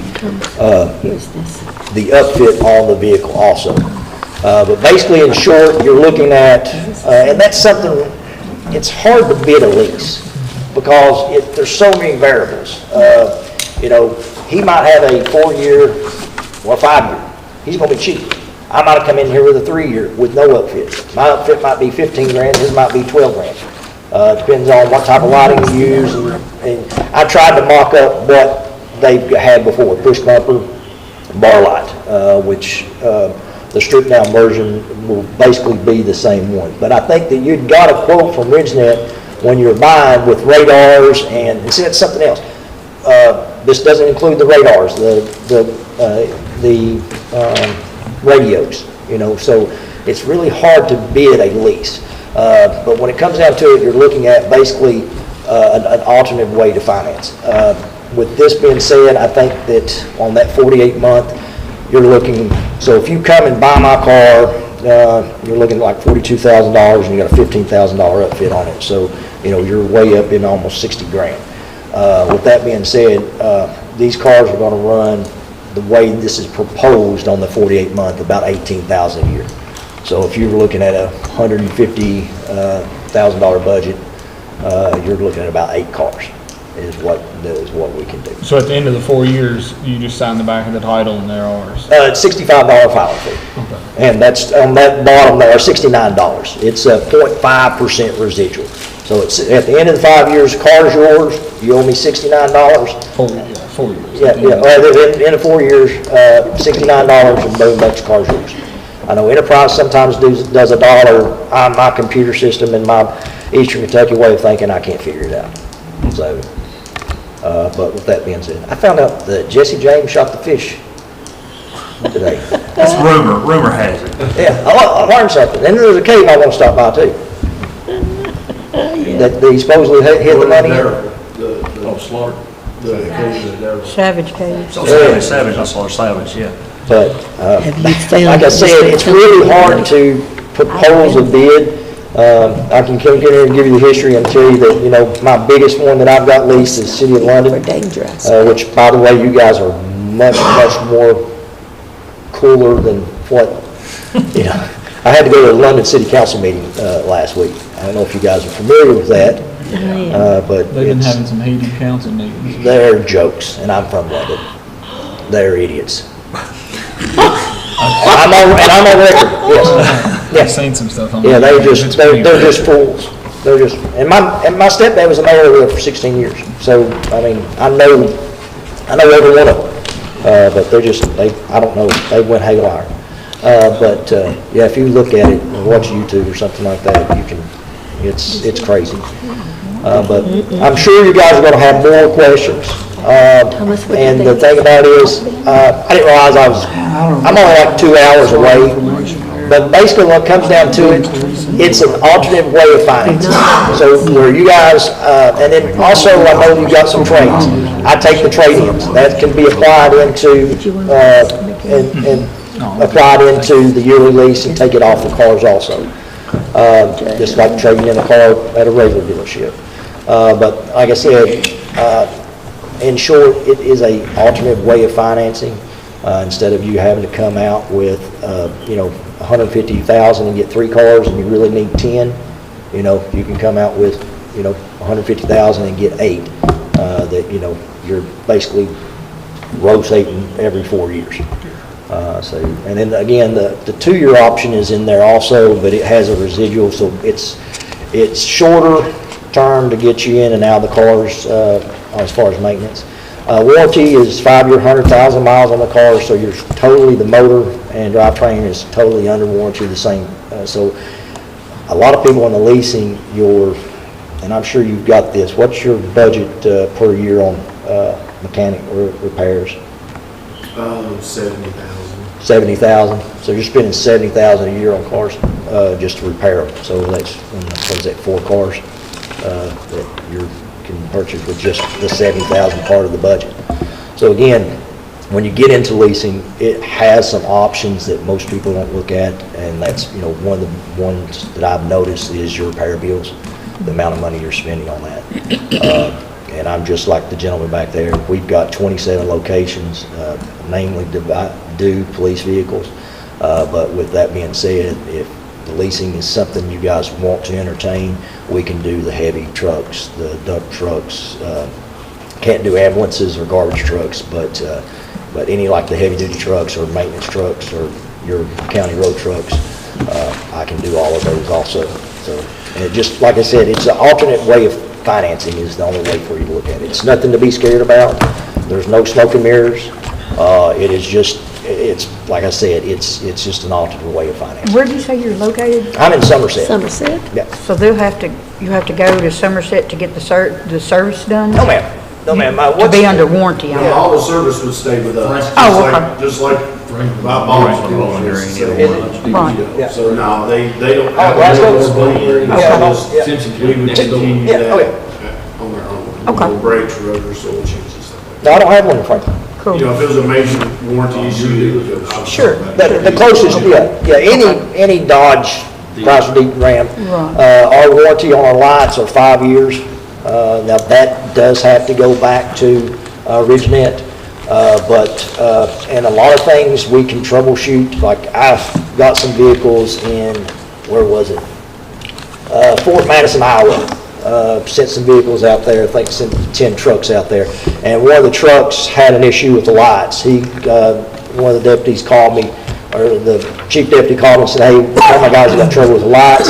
I got him in contact with one of the guys from Ridgenet. They pulled over in a Walmart parking lot. There's a little fire wire that they can pull out, plug it right into their computer stand, and they troubleshooted from Somerset up there. And he also changed the light pattern and put bad on his siren mount. We appreciate you making a trip, and Yeah. we, like you said, we're gonna, something new for us, so we're definitely going to study all the costs that we currently endure, and then what the cost of this was, so. We won't make any action no time soon. Don't feel bad, because most of the time that I'm doing this, it's new to most of it. Because Enterprise has been doing it for a while, and I'm sure that's the reason you got into it, is because that's how I got into it. I was selling Enterprise a ton of vehicles. I'd even got worked out, at that time, I think we had 13 stores, so 7 of them were exclusive for Enterprise to send their units to. And basically, I would sell them the vehicle, and then they would send the customer and pick them up. The little girl from St. Louis called me one day and said, hey, I've got a client that needs a truck. Do you have one? I said, yes. I sent her the proposal. She calls me back the next day. She goes, hey, that's great. Are you going to charge anything to deliver it? I said, where's it going to? She said, Pulaski County Fiscal Court. She didn't realize I'm in Somerset, and I'm sitting right in the middle of Pulaski County.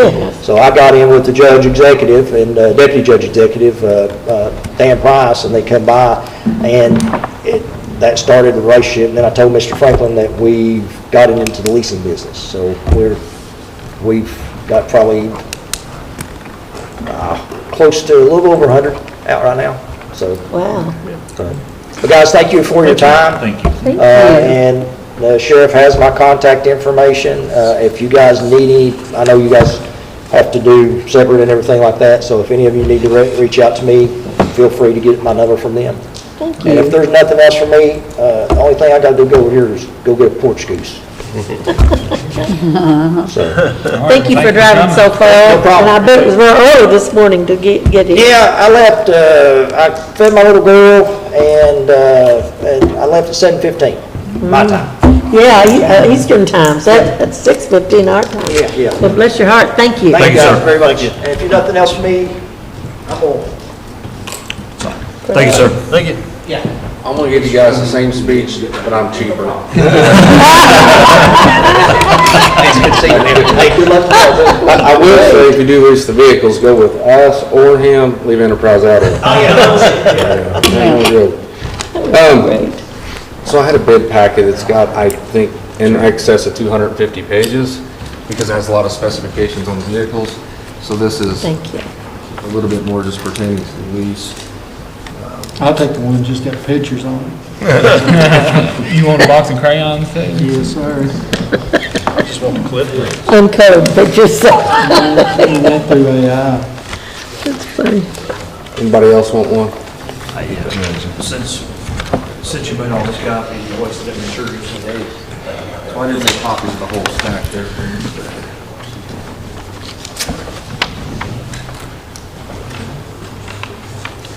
Sternberg. Now, where are you from? So I'm Shane Oxford, I'm with Sternberg Automotive Group. Our headquarters is out of Jasper, Indiana. Oh, I was gonna say, that sounds like an Indiana name. Yeah, so we do have a dealership in Louisville, Kentucky. Jasper, Indiana. We don't have as many as they do, but we have a handful there. And a lot of what he said on the leasing, it's pretty well, it's a alternative to financing, but still considered financing. The way that we set up our lease is a little bit different than what Don had talked. We keep a residual at the end, so that way you're not financing, enough money. But we also give you the option. So, at the end of the lease is a big ticket that we offer that a lot of places don't, is you can turn the vehicles in after the lease. You have the option to buy them, we have the option to replace them. So it really doesn't hold you to any obligation at the end of the lease. If you decided you didn't like the program and it didn't work, you can just turn the units in. So if we turn these 11 units in at the end of the lease, you're gonna give us a $70-something thousand credit on the next year's lease? If you turn them in, no. Oh, okay. No, because we'd have to buy them. residual. Yeah, okay, I got you. Yeah, if you wanted to buy them, there wouldn't be a credit. Look there, it's like an option 3. Financing I just gave list. 3 different examples in there. You know how that would work, that would be under your current budget of purchasing. And we're not set on anything in particular. It's a la carte, whatever worked best for the sheriff's department. If they wanted 10 pursuit Durangos, we could do that. If they wanted 9 pursuit Durangos and then take a truck that has a better application, we can do that too. It's not a set program, but we leave all the options available on the table there. And are these upfitted?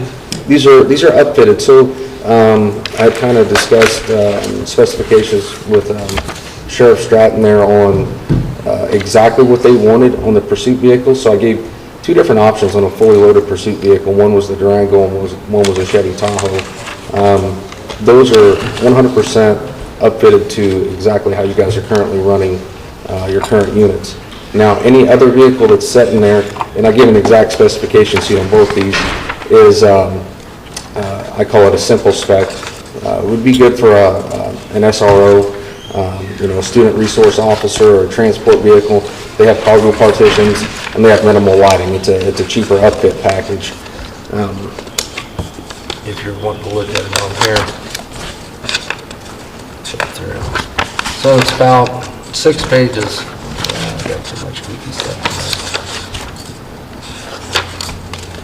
towards the end there. Sorry. But you'll have a detailed every option that's going on before we proceed. Right here. Right here. And then there's a second page behind it. It's towards the end of the packet there. And then following that would be the options on all the other vehicles, which is a more considered simple upfit on them. So this initial trade-in is kind of mimicking how it would be when we trade in the lease one, sort of, as far as price-wise go. That's correct. So that's based on, we came down and looked at several trade-ins. I don't remember the exact number, maybe 15 or so. But we kind of recommend taking the oldest units out of your fleet if you're going to trade. So that value is incorporated in here of taking the 10 oldest units that we looked at. And of course, it's written in there, you can, not any of that's concrete. So if you decide you wanted to keep one of those trade-ins and replace it, you're talking a very minimal adjustment in value, overall. But we would work in any way that you wanted to go with. Probably the biggest difference from what Don Franklin and what we offer is holding the residual values, which in the end saves you quite a bit of finance money. Just a slightly different setup. And we'll extend farther out to a 60-month term. A lot of places with the kind of mileage that's being run, they typically want to do more of a 24-month, 36-month term. And if we buy them back, mileage don't matter. That's correct. That's But if we don't, then you go back over and then you calculate it up. We calculated it up, but I think we put these at a 35,000 mile per year average, and that was putting some fluff kind of anticipation that you're only going to be running 30. So you should have a lot of playroom there. Second shift, most mileage probably? Yeah, so, just, it varies across the board. Second shift is the busiest, so they do have the most mileage. A few officers will be pushing that 35,000 mile limit, honestly. They're just that out and going. Some doesn't. So one of the things I think that an option is so if we have two units that maybe didn't, just put on 20,000 miles a year, and when you got down to the end of the contract, whatever, that vehicle will be well worth buying back if you wanted just to keep it, because it's got low miles on it. So I think that is an incentive too, but based on, we're very active, taking calls, we're proactive and reactive, so that mileage and that length of time, from what I've seen, seems to fit a lot better. Yeah, like some of these I know we bought 50,000 miles. Right. So I don't know which ones of these we bought brand new. I feel like the first shift, a lot of those were some of those brand, well, obviously the 23, it's got 1,000 miles on it, that's what it says. I did send you all that list, right? Yeah. Okay. Yep. But I remember if I did this that. list was done, what, 90 days ago? Yeah, that's Maybe. a very, very recent list. But the miles are a little different. Miles are a little different. But if you go to this list, there's 35 vehicles, but you say 32 or 33, and then Enterprise has got our vehicle age at like 8.3 years old. And if the sheriff got to buy 2 vehicles last year, and with this budget he could buy 3. But at 30 vehicles, just simple math, if you buy 3 a year, your age continues to get older. And if you buy 2 a year, then it's obvious. So, but if you look at these, we've got a lot of vehicles over 100,000 miles, and the sheriff's idea is if we can get 10 new vehicles immediately, then that's going to bring our age down. But my only concern would be at the end of the 5 years, if we loved it and it worked out budgetarily and everything was perfect, great. But if not, then we either buy 10 high mileage vehicles for $6,250 a piece, and then try to recover. It's the big hit. Yeah. So I think there's multiple options, and Shane's done a good job of laying this out. But we may see the time where if we did lease 10 vehicles, we still might have to buy one every now and then. Just to try to I think with the 10, it puts you below budget in comparison to what you would be doing if you purchased 3 this year. I think you'd be pushing $170,000. I think to purchase 3 units fully upfitted on there, and to lease 3 of them, I think, or to lease 10 of them. It was at $140,000 if you did 10 of the Durangos a year for 5 years. And I do want to point out, you have to watch sometimes in these leases. Enterprise is terrible. I would say Don Franklin probably doesn't do that, but they have all these clauses year after year that it's on page 37 in the fine print that every year your price escalates by 4.5% or off the treasury. So we keep it very simplistic. You're going to have 5 annual payments. They don't change. You know exactly what you're paying up front for the entire lease. There's no fees. There's no extras. It's what it is. The only thing you would have is if at the end of the lease, if you had a heavily damaged unit to turn in, you'd be responsible for heavy damage on it. But You know, with the exception of that, it's pretty clean cut and dry. And like he said, these vehicles come equipped, so, I mean, the sheriff's got a law enforcement equipment line item that he used to equip vehicles, so he can talk more about his budget, but I don't know how much the maintenance budget will go down, but I know you will save money. Yeah, I think with the lease program, especially The in some of the, Durangos, how many we got in the shop with blown motors right now? Well, they're under warranty. yeah, that was a recall issue. That's another. Yeah, and I actually have the Missouri car that we bought 2 years ago has blowed its engine, and I'm having to get it fixed, so. But I think with the lease program, first, I think it gives us some options to look at. I think from what I've seen and talked to Shane and Don Franklin and Enterprise as well, you know, the simplicity of what he has to offer seems to fit. You know, if I can take what is in my budget and stay under my budget and lease 8, 9, 10, whatever it comes out to be, it does allow me to look at reducing other budget line items later. They come up out, they're totally upfitted.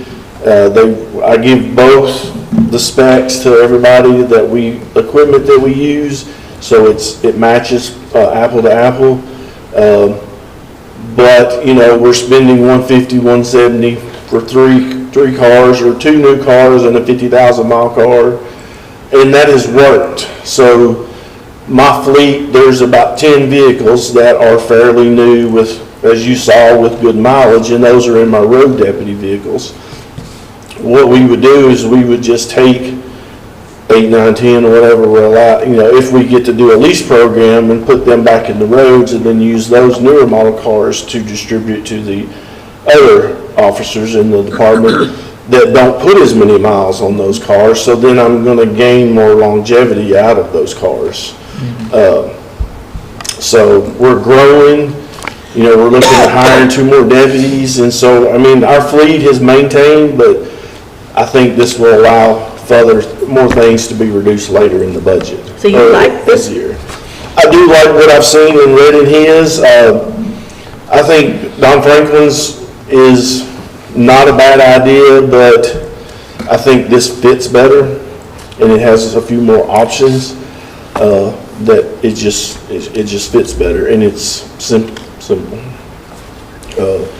And what I'd like to do is I'd like to go over the numbers, and then we'll table it, and then I can kind of come back with hey, I would like to look at this number of vehicles. This is my budget, potentially my budget, and you know, if I can utilize all that and stay within my budget, then I can go 10 cars or 8 cars versus 3 or 2.5, 2 news or whatever. So I think, you know, it's a very good thing. It will help, but just getting the opportunity to put it on the table was my first goal, so I'm here. I've learned a whole lot about, you know, because I've studied and reached out. I've asked other people. You know, and it's always that toss when you reach out and ask other people, hey, I like this, but I don't like that, buying versus leasing. But I think for the value in adding more cars up front, but still utilizing within my budget is a smart way to go. And you think if you got together with Pee Wee, the 2 of you could... Yeah, I think, you know, he could get with Pee Wee and see what needs he's got, but now you can see he's got basic work trucks, you know, Pee Wee uses those. He's got heavy duty access as well. I would just send the general one here, the Ford 150. And it's just a standard pickup truck, you know, if Pee Wee needs a 250 or 350, I think you have those options as well. We've got several options. These are just examples. So you're recommending table it, let me look at it, Yes. bring it up next court Yeah, I would session? like to look at the numbers. You know, I don't know if you guys can approve which lease program to go with, or you just want me to? I think if anything, when we come back, we approve a vendor to work with. Okay. Yeah. Yeah, no, I want to show a little bit. That's why I sent you the vehicles information, show what we had in the fleet. I think that, obviously my equipment, can go down after we get into the lease program. The following budget, then I can reduce some numbers. You know, I can't do that until we get into the program though. Unless we vote and approve this before this budget is finalized, then I could adjust some of those numbers. Will that be before the end of next month? Right, so I mean, yeah, I mean, my goal is to either yay or nay on this before we finalize our budget numbers. Well, anybody got a motion in mind? Just a motion to table these bids for future action. I second. Really good work. Thank you. Thank you. How early do you have to get up to drive down here? Oh, it's not too bad. Were you from Louisville or from Jasper? Santa Claus. Santa Claus. Oh, Santa Claus land, all right. All right, well, I'm from Indiana, I recognize that Sternberg name. Okay. So, there you I have a go. motion and a second. Yep. Any Is there discussion? any more questions that maybe I need to No, look at or figure on, or ideas or just get with Pee Wee, and the two of you brainstorm. Okay. Roll call. Davenport, Yes. Goodwin, Yes. Philcutt, Yes. Crawford, Yes. Crawford, Yes. Golden, Yes. Baker. Yes. Well, again, I won't do too much of a sales pitch this court meeting, but I appreciate you at least taking the time to look at it and let the process be the process. Sounds good. I think it is very beneficial, I do, and I think the numbers will show that, so, but I appreciate Shane and everybody coming down and y'all's time for doing it. Thank you. Well, it's nice to see a different option. Yes. Yep. Next up, item number 15, appoint a code enforcement officer. Does anyone have anyone in mind? Make a motion to approve Nathan Cockrell as code enforcement. We do have somebody in mind, thank you. I have a motion. Do I have a second? Second. Nation is smiling. Roll call. Davenport. Yes. Goodwin, Yes. Philcutt, Yes. Harper. Yes. Crawford, Yes. Golden, God bless him. Yes. Baker. Yes. Item number 16, approve a list of changes for the 25-26 budget submitted by the Budget Committee. That must be from you guys. I'm sorry, what was? The Budget Committee. The changes from the Budget Committee. Yeah. I mean, Got 'em? Yep, we got it. I mean, really, you know, when you, Point out some of the highlights there. when you look through the, I don't know if I wrote them all down. Did you make it? If you scroll down, they're on the iPad. Oh, okay. Go back one. Good. There are several different changes that have been made through there. Number 21, if you'll scroll past those motions, there's a list of them. Okay. Yeah, so first off, I mean, you know, whenever the budget committee meets, we go through each line item and we dissect it and see if there's any changes we can make, and a lot of stuff is, you know, it is what it is. There's no fat to cut off, so these changes are tough when you're trying to find money to put somewhere else and taking money from what you thought you had solid somewhere else. So I don't want any elected official or department head to feel like they're getting picked on or beat up, because, you know, sometimes you gotta do what you gotta do, and, well, I can't. Here, let me hold mine up. This is a There big you go. Here you go, Jason. Oh, no, it turned over. So, one of the big deals is we're looking at a 10% increase on our health insurance. So, as of right now, that's where it's at. Our health insurance rep is, you know, working with Anthem to see if he can get that lowered or whatever. So right now, with that being said, that's like a $260,000 increase to the budget, because we're self-insured, but we always fund 100% of that.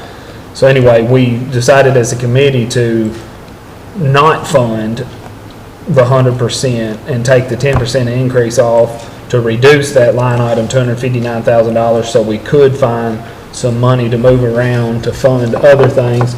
But you can see, you know, several things out of the jail. We took $3,500 here. The big one was the overtime, kept it at the same as last year. and everything else was just small stuff. We put $1,000 in for the state fair contribution.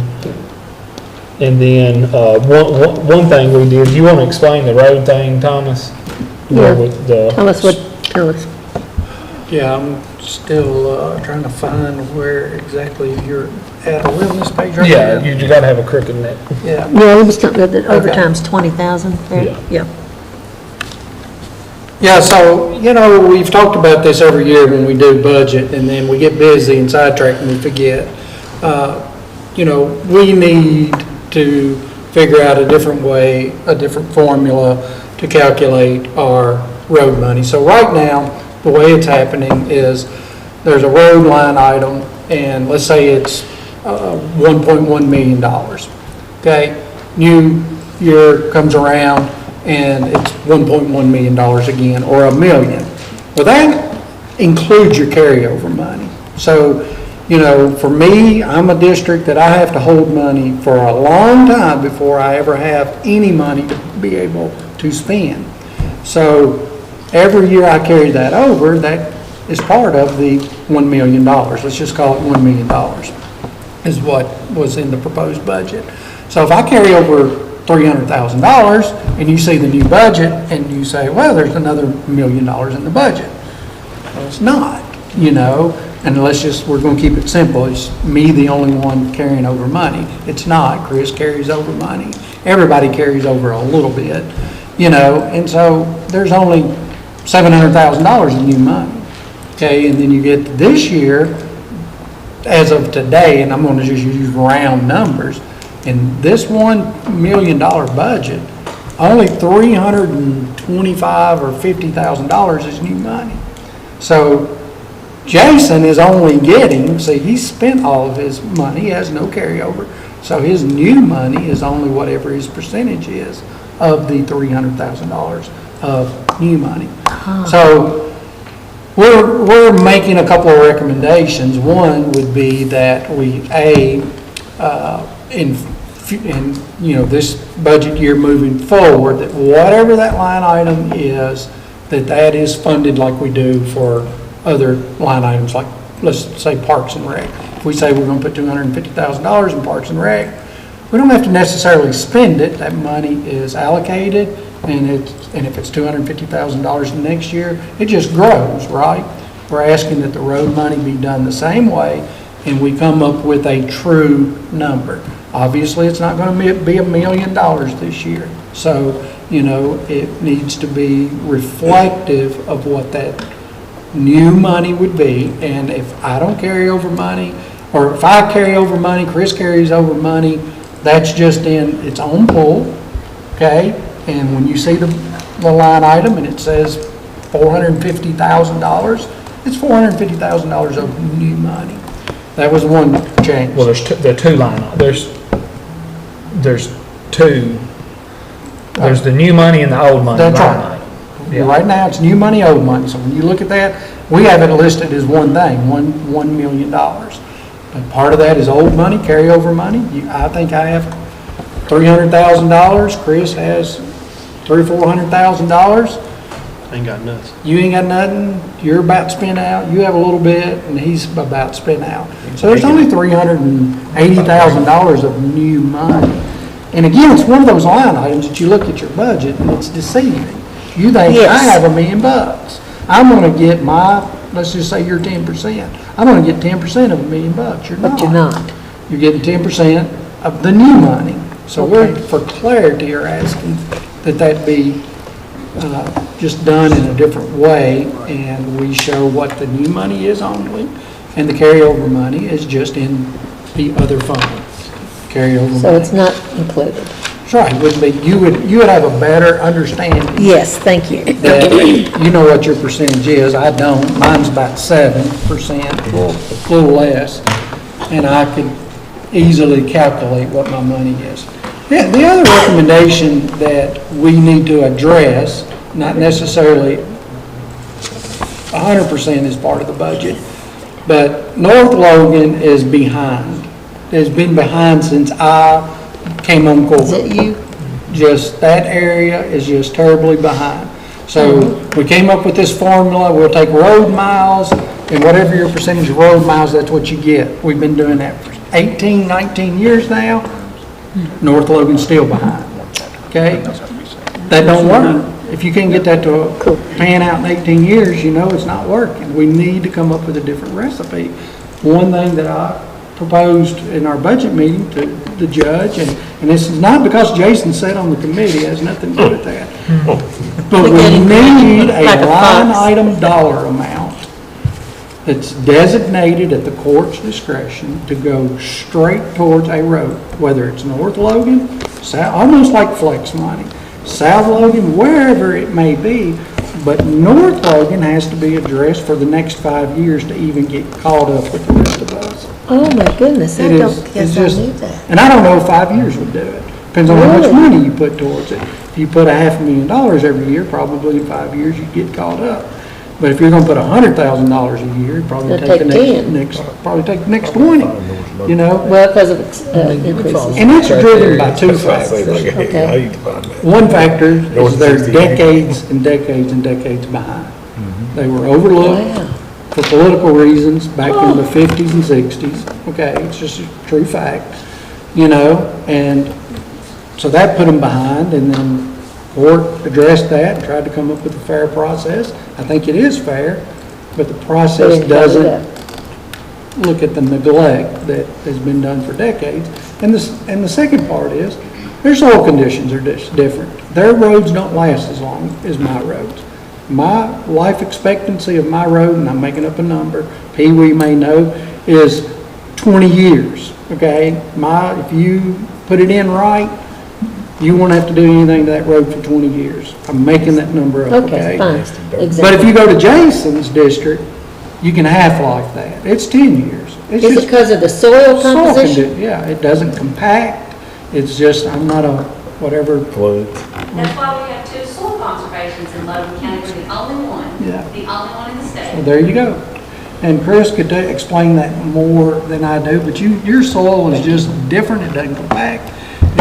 It's prone to flooding, yada, yada, yada. So we don't take that into consideration. If you're just using that formula, if nothing else, there should be a factor based on Fairness. life expectancy of the road. I So- shouldn't get the same amount of a factor that Jason would get, or you have some of that area, Chris, you have a little bit of that area. And so, I don't know how y'all want to address catching up. but Well, we need I to don't think we're address gonna be able to redesign it all right now, but No. at the end of the day, when I first came on court, District 1 used to get, I think, around $82,000 a year. As long as we get back to that, I don't care how you formulate it.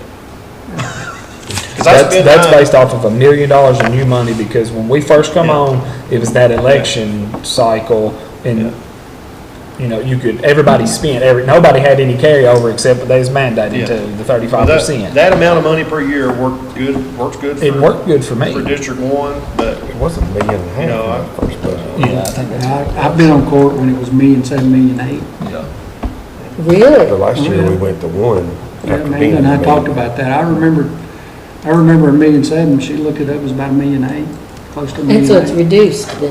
It's gone down But every what year can we for do a long to create a better system? I'd like to Do we say need to sit down and talk Well, about it some more? Thomas's idea was to take $100,000 and put it in a discretionary fund, and that way, if something come up, and it don't have to be for me, it could be for, I mean, you've got some. We all know roads, it's gonna be. But It's Really? kind of like an Judge's emergency, discretion. it would kind of be more of an emergency fund or a needed fund to try to help catch Sort of up like on what some of they these used to do for roads the and government, projects that government. need to The be emergency done. fund is a good idea. Well- Was that your idea? That's a good idea. It was not, it's just, I'm calling it an emergency fund, but it's more or less a catch-up fund. It's trying to help. Discretionary. And if someone needs, something happens, we can take that money and use it So for that project. back in the day, we got coal severance money, and Judge Chick would, if he saw somewhere it didn't matter whose it was, but if he saw somewhere that needed help with a road, or like one time I was paving a road and I was gonna be like $30,000 short, and he helped me finish it. He had some discretionary money that he could use for that, but that money's. But that coal gone. severance is gone. We don't get that anymore. So, you know, we need to address, Tyler's right, we can't do it. Whose discretion is it? I would say it's the court's discretion, you know. I mean, Judge can make a recommendation. Judge can make a recommendation, he's the full-time officer, he can, you know, y'all can make the request that, hey, man, and we all would like to have it. Right. But it is our responsibility as a full court to address that North Logan is way behind, and we're never gonna catch up by keeping on taking our part, you know. Our allotments. Yeah, it's just not fair to the people of North Logan to get them caught up. We're responsible for all the roads, and we need to, I'd like to see that start out as $100,000 this year and grow to where we saw $200,000, $300,000, $400,000, and those are significant dollar amounts that could be thrown towards a project or an area that would be. I'm okay with that as long as you're growing that Other line. item. Everybody else's percentage is based on, you know, I don't want, it's gone down, so, you know, I've had to do with less, everybody else has as well. So, I mean, I think as long as we're growing, you know, do that, but also, let's get closer back where we was on the other. But the question is, and I don't know, because I don't know your district and how you spend money, but is getting less affecting your ability to keep up with your roads? I mean, on some, yeah, I think it is. I went a whole year without one dime. I gave up my whole allotment for a year.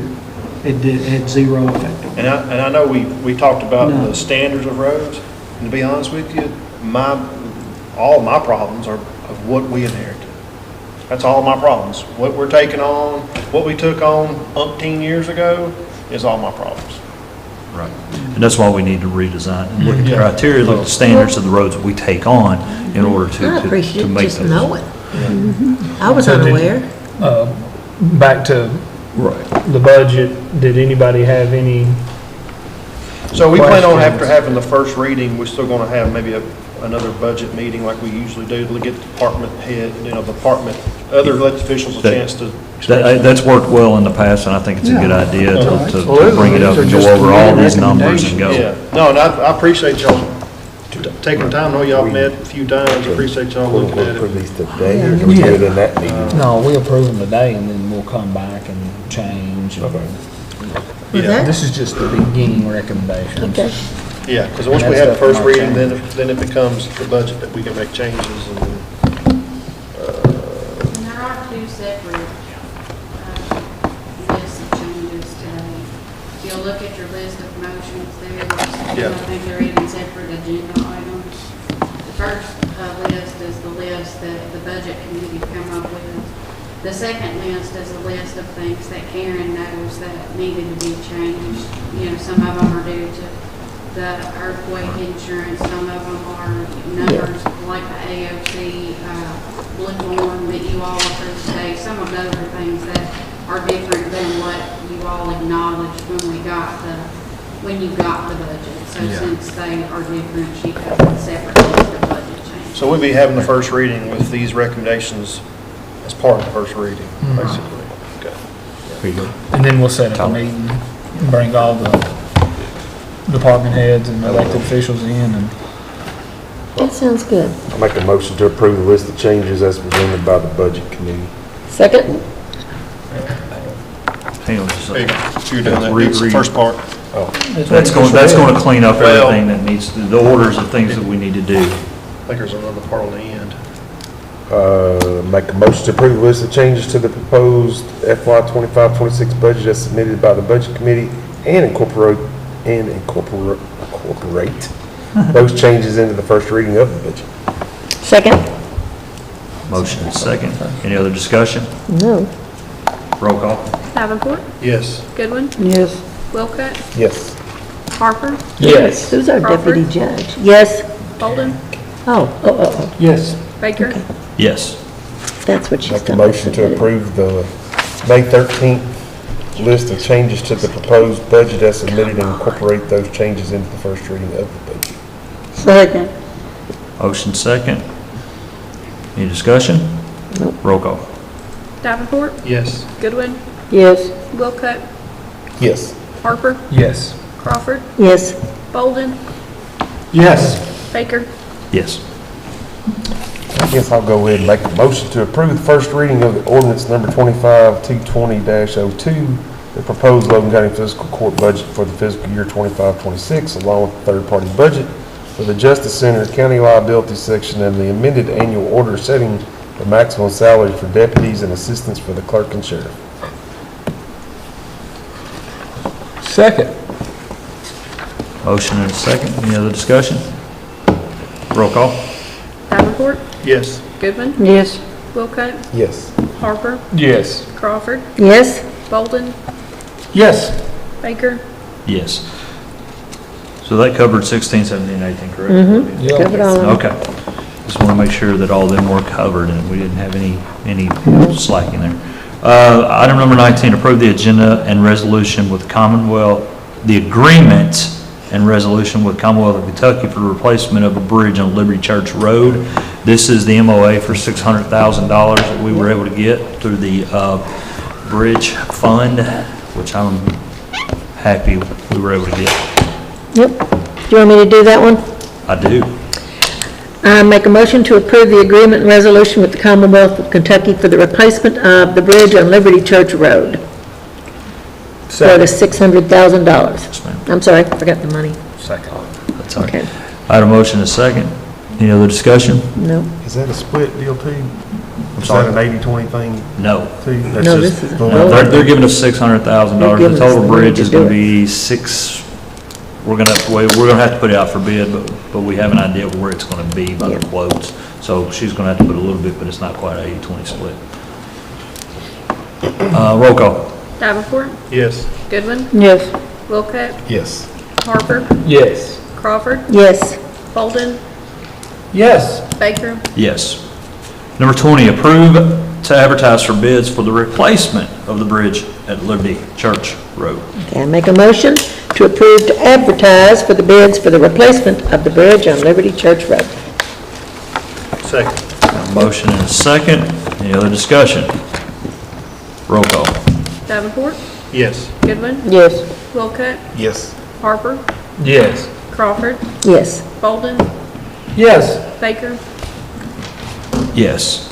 I don't think we have any reason to go into executive session. Do we have any items for post-agenda? On the inventory deal we was talking about earlier, what is the threshold? It's $1,000. $1,000. So like, how many items would fall in between like 500 and 1,000? Because I mean, I think about like, obviously the guns and equipment at like the road department, chainsaws. Would that be just aggravating to do? Or is that, I mean, does all counties do $1,000? Is that a statute? Or do we set that? You all approved a few meetings, I know we've all approved it, I don't know exactly what date. I don't really handle that so much, that would be really a county thing. She does all of our inventory stuff, but it was 500 and you all voted to change it to 1,000, so. Oh, we raised it.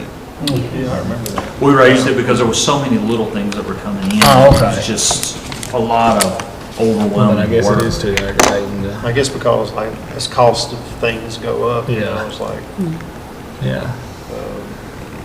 kind of adjusted based on the cost. Judge, do we need to? Oh, we gotta go back to. Oh, yeah. Oh, yeah, I forgot all about that. Going back to item number 11, personal hygiene products.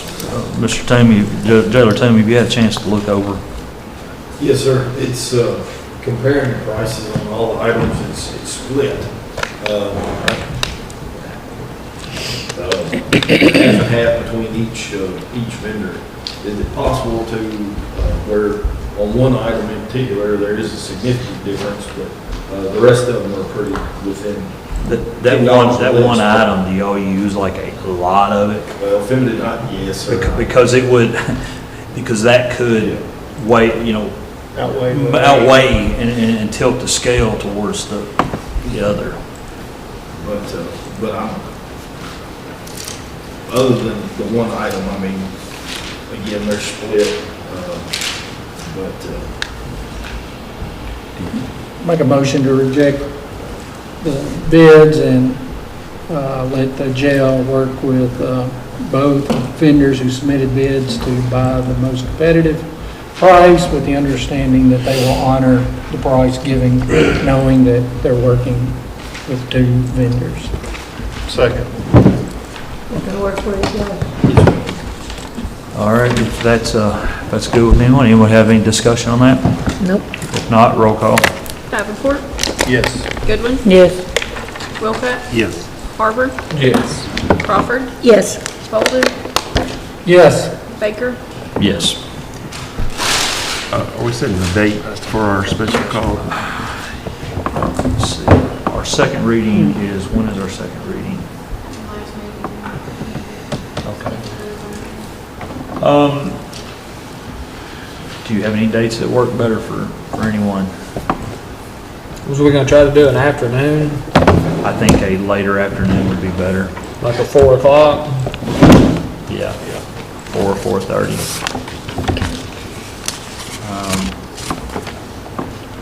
This is for the budget? Yeah. And, I mean, do you want all department heads and elected officials to be here? I think elected officials for sure. I'm just thinking there's a We'll department look head. we'll look at the department heads and see if, like, some of the departments are not getting affected at all. Right. And so, I mean, Well, I mean, a lot of those department heads, I guess, all the department heads, you're over them, so Yeah. whatever. I mean, Can we you can have your separate little I'll conversations with them? I'll come back and make I'll come back and talk to those and go over their budget individually with them, and I suggest either next Tuesday or Thursday afternoons, whichever, that would be the 20th or 22nd. 22nd is I have a operator Logan County extra. graduation. Yeah. You can be here, but my daughter's No, I'm just- graduating and I'm not gonna be here. I was tossing out something. Wednesday's out. Tuesday, The 20th? I can't do Tuesday. Next week is gonna be hard. I'll just throw that out there. Could we do, What about Thursday, the 29th? I can do Thursday the 29th or. Oh, it is? Do we Yeah. have to do it this month?